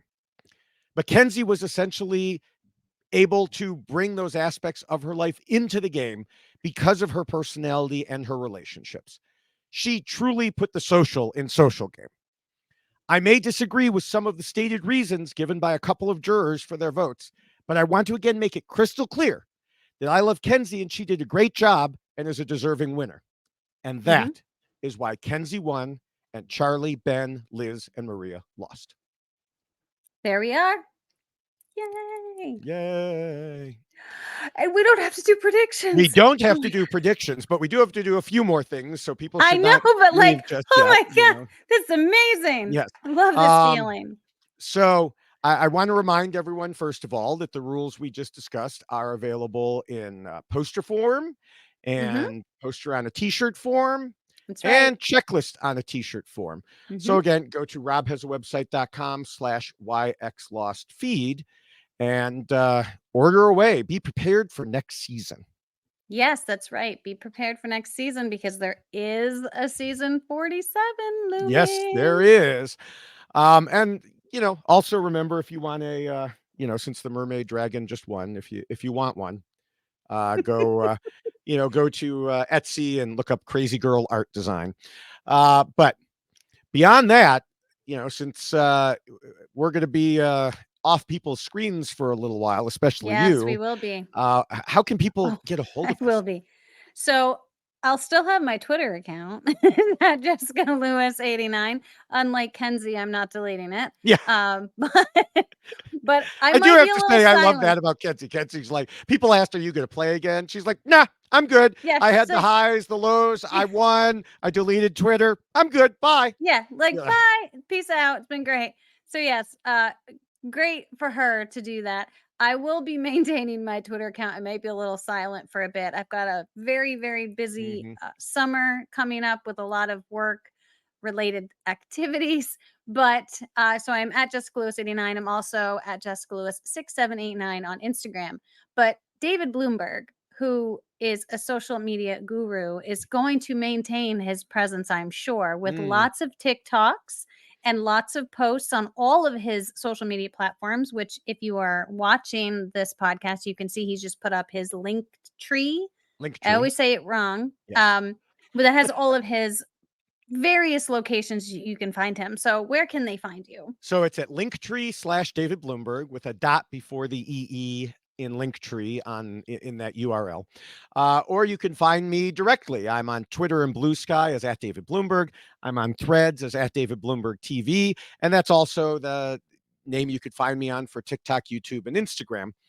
I've, still been posting 2 or 3 videos a day. Right now, I will, of course, finish off posting clips from the Survivor finale. There's other shows that have been ongoing or recently started, like The GOAT, which has Wendell in it, um, and Race to Survive New Zealand, and whatever else comes our way. I know there's a few other shows on the horizon here. Plus, once I run out of Survivor 46 clips, I'll be going back in time to post some flashbacks to earlier seasons. And so, Nice. so as a matter of fact, I've had in my drafts since before the season some people who were referred to in this season. So that's kind of funny too. Oh, okay. Very nice. Yeah. Like that. Um, so yeah, follow me in all those different places. Uh, Also, I want to make sure to encourage people to check out the RHAP patron program at robhaswebsite.com/patron. Even though Survivor's over, there will still be plenty of special podcasts put Mm-hmm. out just for patrons. There's even a special T-shirt just for patrons. Um, Plus Facebook groups, Discord. So support shows like ours and everything on the network by becoming a patron at robhasawebsite.com/patron. And of course, make sure you're prepared for anything that comes your way by subscribing to reality TV RHAP ups. Go to robhasawebsite.com/RHAP ups feed, select your podcast service of choice, and get everything, that comes your way for all the different hosts that aren't named Rob Sesternino. And so, yeah, it's just filled with all sorts of different shows and everything that could be possibly interesting to you. Yes, and thank you to everyone at Rob Has a Podcast for all of the incredible work that you do, Rob. You've been such a great, just creator of all of the greatness that this has become. So thank you for that. Thank you to Scott St. Pierre for all of the editing and his team that they all do, not only for the Why Blank Lost podcast, but all of the podcasts and all of the content that is included on the RHAP feeds. So thank you so much for everything that you all do. We really appreciate it. Thank you to Will from America for the theme song that was created. And thank you to all of the listeners, because this is it for us for season 46. Yep. So I really appreciate everyone who takes time out every week to listen to us, especially this one, which is almost 3 hours here at this point. Thank you so much for sitting through that with us. We truly, truly love to have you all returning every week. And thank you, David Bloomberg, for allowing me to join you yet again on another podcast. And I guess I have to, wait to do a podcast with you for a bit in 47 Probably, scripts. unless we surprise people. I don't know. Yes, thank you, Jessica, for another great season. This has been a lot of fun. You get a summer break now. I will be back in a couple months with Why Blank Lost for Big Brother with Ovi Kabir, of course. Mhm. And people will see me sooner as part of a larger RHAP Survivor project. And so you'll have to wait. It may not be too long that you have to wait. We'll have to see. But of course, as we discussed, you can find me online anytime by any of those places that we mentioned. But until we're on your screens or in your earbuds again, bye everyone, and thanks. Bye. Thank you.